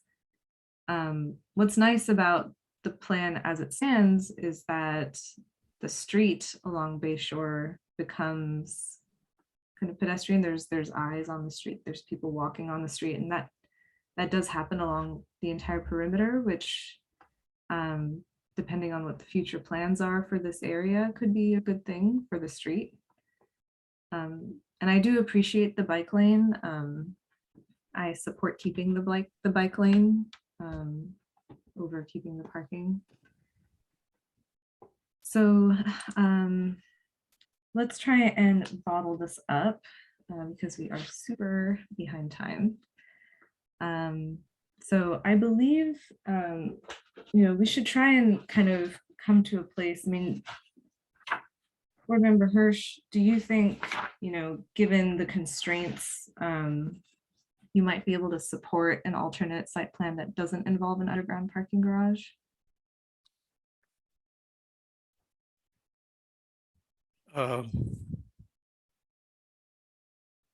To not have underground parking requires, to me, some significant rethinking in any case.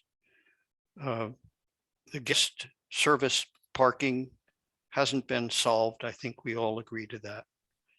And I think we need a scheme that shows where it's possible and where it's convenient. That is to say, will not interrupt traffic for service to be provided to these buildings.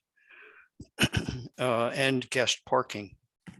And if it means a reduction in some way, for example, you know, I had alternate thoughts that you didn't have to have this much park, so that if housing that is adjacent to the park, let's say units 28 to 30 and 40 to 41 were pulled into the park and the park was reduced, then you might have areas there in front of those particular buildings that would allow for appropriate additional guest parking. Now, this is, you know, just looking ahead and scheming on this, and I'm not really, I shouldn't be in a position to do this. So I'm just suggesting that we should have a motion, and I'm prepared to make that this doesn't solve the guest parking, and therefore I move that the guest and service parking be provided where it is more convenient for this project, locations that where there'll be a change in the site plan in order to achieve that. Let me make that as a motion, but as to whether or not I accept, I really think that the only way to accept it is to make a major change in the site plan, so that in that case, perhaps some of the houses don't, which would face, let's say, 101, are pulled back so that they just don't have that kind of a yard situation at all. I don't think that the yard facing, even with a sound wall, the yard facing 101 is going to be that much used. In the first place, the way the plans are developed, the living room areas and the living room, dining room, kitchen areas are on the set above that. There's a small room at the ground floor, and you have to go up and down a staircase in order to get to a public space, to your private outdoor space. Is that really going to be used? I understand that these are very good developers and that they can produce a project and have that capability. But there's more to be worked on here. So if in fact they work on some method of redoing the site plan to accommodate service vehicles, to reduce the impact of the parking in the garage to allow a more landscape streetscape, this scheme could possibly work, in my opinion. Okay.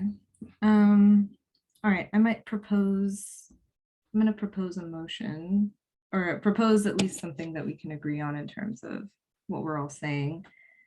So maybe we can ask the applicant to. Chair, if I may, we don't truly need a motion at this point, but straw polls or, definitely some direction to the applicant would be helpful. Okay. Garrett, do you have something to add? Yeah, understanding the board's concerns related to and their thoughts and considerations towards guest parking, I do at least want to highlight that we do not have guest parking as a requirement. Not saying that it wouldn't be valuable, in trying to provide some means for this site. Obviously, people are going to have people come by, have guests come by, and if there's a limitation where people can access, this space on the site directly, that will certainly have an overflow effect elsewhere. But the city does not currently have any guest parking requirements, any guest vehicle parking requirements. We have guest bike parking requirements, which the applicant has provided. But that unfortunately is all that we have the code specific regulations to follow. Thank you. That's helpful. Okay, so in terms of straw polls, this is what I believe I've heard from the rest of us. So that we might ask the applicant to reconsider the site plan as it relates to the parking.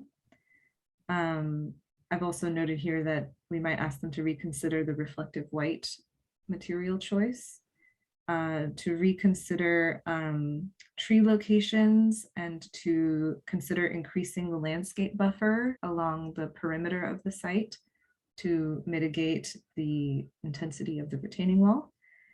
And then also to consider varying the building type design more, as at least a couple of us noted that the building types do look very, very similar to each other. What do my fellow board members think about that? Anything to add? Anything to edit? Let me be very clear, I guess, Lizma. I think what you're saying is true, but it sounds very mild. And when Dave's talking about site redesign, what I'm thinking about is that the parking and transportation, service, delivery, trash has to function. Garrett, that's finding number 4 in the ARB standards, and that's where we base that standard on. It's not about requiring guest parking. We're not requiring guest parking. We're requiring that the parking, transportation, service, deliveries be functional. The result is that without additional spaces, it's not functional. And we're very clear, we're not asking to create a new code. We agree completely. Guest parking is not in and of itself required, but it has to be functional. I'll say that again and again, because it is not right now.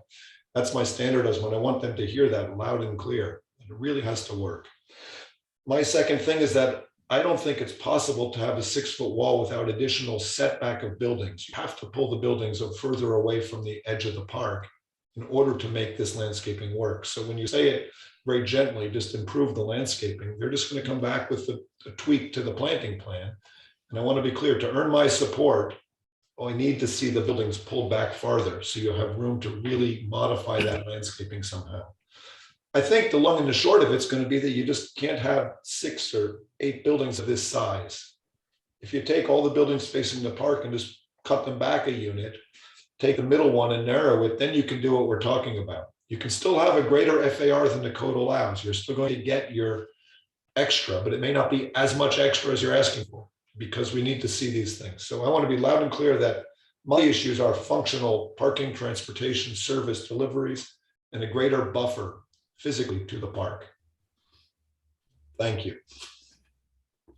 I'd like to add that my concern is exactly what was expressed, except not so much of an issue towards the park as it is the length of the project, where you have garages facing garages down the kind of the main street left and right of the project, and that it is possible for you to push clusters of the buildings forward or backwards and change the site plan in order to provide service parking in all of our finding number 4, by altering the site plan, providing perhaps less of an outdoor space for the units that are backing up on 101 and West Bay Shore, but that the site plan could definitely improve in order to answer those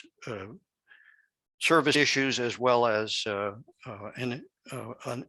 a street facade which is more broken with trees, plantings, parking that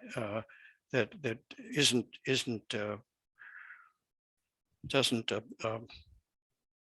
create a monotony of housing faces in this manner. So it's more broken up. That I think at the same time, by dealing with what Peter was talking about, on the opposite side, the park doesn't have to be this big and can be sculpted back so that the actual ramp coming down to grade was further within the private park. That would immediately break up the facade of a large wall and allow the parking to allow access to the park to be provided integrally into the project further in, so that the wall is recessed more, even battered back into the park area. I think that's a good idea. It's a really good idea. I think we're mainly in agreement for the most part. I agree with what you said, David, about, and I think I mentioned the streets are very vehicle oriented, and it'd be nice to have them have more pedestrian, maybe there's entrances on those streets, more landscaping, as you say. Okay, so is staff clear with what we've been saying? Should I re-summarize again? I think we're hearing, definitely the site plan concerns, that go along with the parking concerns. And I appreciate, relating that back to finding number 4, talking about the functionality of the site. I think we have finding number 2 that also talks about internal sense of order, with desirable environment for occupants and visitors. So I think that helps us understand the direction there. The landscape buffer, I do think making clear that you're not looking for small changes, you're looking for larger changes there on that buffer, because it is such a different elevation change than we've normally seen in the city. I think my remaining question, and there's lots of other things like the white color and things like that, but I think we can handle those easy enough. But the building types, I still had a little bit of question about that. Do we think that different paint colors and things is enough, or different unit sizes? If we've got one building with 8 units and one with 6, or, I'm kind of making it up a little bit, but is that enough differentiation to meet that finding would be a question. I'm gonna share my screen really quick to sort of make a quick point. You guys see A13? So if you look in the middle here, I'm gonna jump to A16 and back. Do you see how it's basically very similar? The only difference is the edges are ever so slightly different. But this middle part is very similar, and that does make up the bulk of the facade. And so I think if we are looking for more differentiation, if we're being asked by code to look for more differentiation between buildings, we're going to need to see differentiation. That's clear. The differentiation, the building types issue for me is not a primary concern. I'm willing to be flexible if my other concerns can be met. I understand we have a code requirement we have to accomplish, but I think Ozma pointed out, you might not want this to be too dramatically different either. I think these architects will accomplish that objective, Jody, if they can meet the other bigger issues we're talking about. That's my position anyway. I also think that the actual material opportunities that you have here are not being taken advantage of. You have a GFRC material on the facade of the building and a variety that you've chosen with some wood elements. You can increase the textures, I think, and increase the colors and change them one to one. You know, each building could be somewhat different. You know, I'm sure you can make this work. I think the sort of the proportions of the front seem to work for me. It's a sort of a modern detailed piece that, and I haven't talked to it yet before, but today, but I think that the materials are okay and the facades are okay, you know, the way they are designed, and that the problem I have is that the main entry is not where you are with a car, so that you have it's on the opposite side. I would wish that there were an entry on the garage side so that people coming to this site wouldn't have to kind of be half on one side and half on the other. It's a planning issue. What happens when you have a garage on the ground floor and you don't want to give up the access to the garage at the same time as you have the opposite side only accessible to pedestrians from the outside?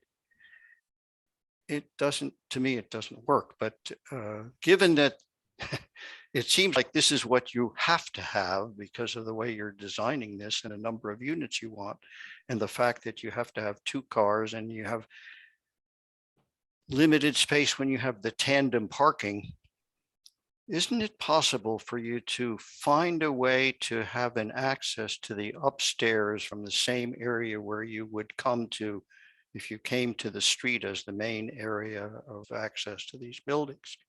You haven't really addressed that issue, and I find it to be a problem. So, you know, I'm the one who raises the biggest issues here. I'm sorry to say. It comes to me because the other ways that I saw with the sunken parking was better. But if you're going to establish something from the street side where you have the service taken care of at the same time as you're entering the units, this would change the facade a bit, but might improve it as well. You have to have a stair that gets you upstairs. Who comes in from the street side? Why is that there? I think we've conveyed that. What? I think we've conveyed that adequately. You want to go beyond that, huh? No, I think we've conveyed your point. Okay. Can I move that we continue this project to a date uncertain, subject to the comments? Yeah. There's an awful lot here to. I'll work on. second.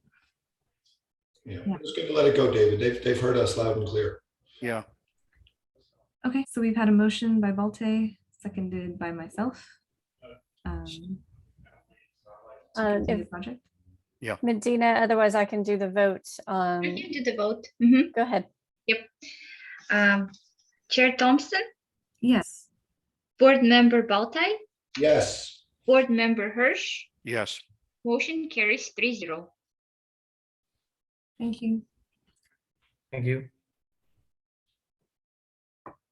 Thank you. All right.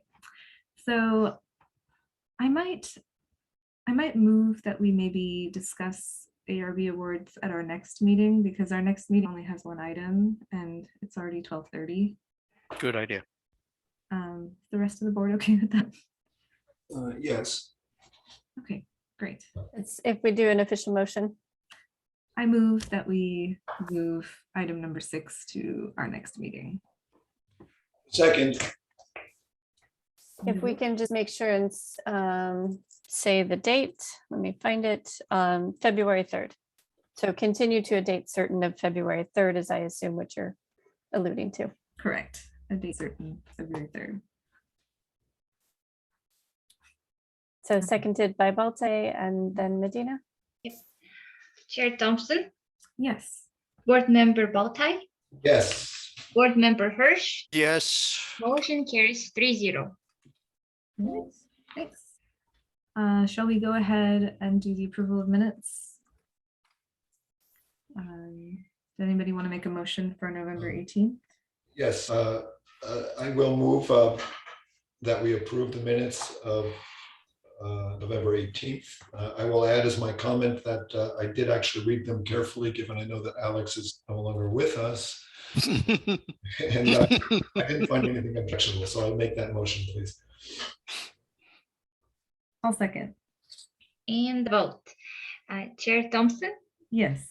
Board Member Baltai, Yes. Board Member Hirsch, Yeah. motion carries 3-0. Wonderful. Okay, our next item is the minutes for December 9th. I'll make the same motion that we approve the minutes from December 9th with the same comment. I'll say. And the vote. Chair Thompson, Yes. Board Member Baltai, Yes. Board Member Hirsch, Yes. motion carries 3-0. Great. Are there any, I don't think there's any subcommittee items. Are there any questions, comments, or announcements before we? Yes, I would like us to consider appointing a vice chair to our board. I understand it was circulated and staff's comment was that with a board of 3, you don't need a vice chair because you can never have a missing board member and still hold the meeting. However, I point out, I think an important goal of the vice chair is to learn how to be exposed to experience of being a chair. And I think that would be a valuable experience for Ozma to have a chance to groom her successor, so to speak. And so I would like to have that put on the agenda at a future meeting that we hold that vote. With the chair's consent, I guess. Yeah, I think that would be a good thing. If either of you have any interest in being the vice chair, please talk to me as well. Does this have to be agendized to hold this discussion and vote? Yeah, to have a true discussion, yes, we need to agendize it, and we could do the nominations at that point. Yes. Okay, so we can't decide it today, right? No, absolutely not. If both Board Member Hirsch and Board Member Balti are nominated, how do we vote on that? I will not accept the Depends upon how we vote. I was gonna say you're gonna have to play nice. Somebody's gonna have to give, because otherwise it would be, otherwise we wouldn't have there would be no tiebreaker. For the record, I cannot accept a nomination such as that. Okay, there we go. Let's put that on the agenda next time around, please, Tony. Yes, February 3rd. All right, sounds good. Anything else? And also too, just a reminder that our development center right now, just for the public's information, the development center is closed to in-person appointments, at least until February 1st at this point. Again, we remain flexible with COVID. And we're also setting up on February 1st, we're setting up that community meeting for the Objective Standards Project. And so more details will go out about that. I'll put that on the website pretty soon here, and send out some emails to the list of people that I have. So thank you. Okay, thank you. All right, well, thanks everyone. Thank you. This meeting is adjourned. Thanks, Ozma. Bye, everybody.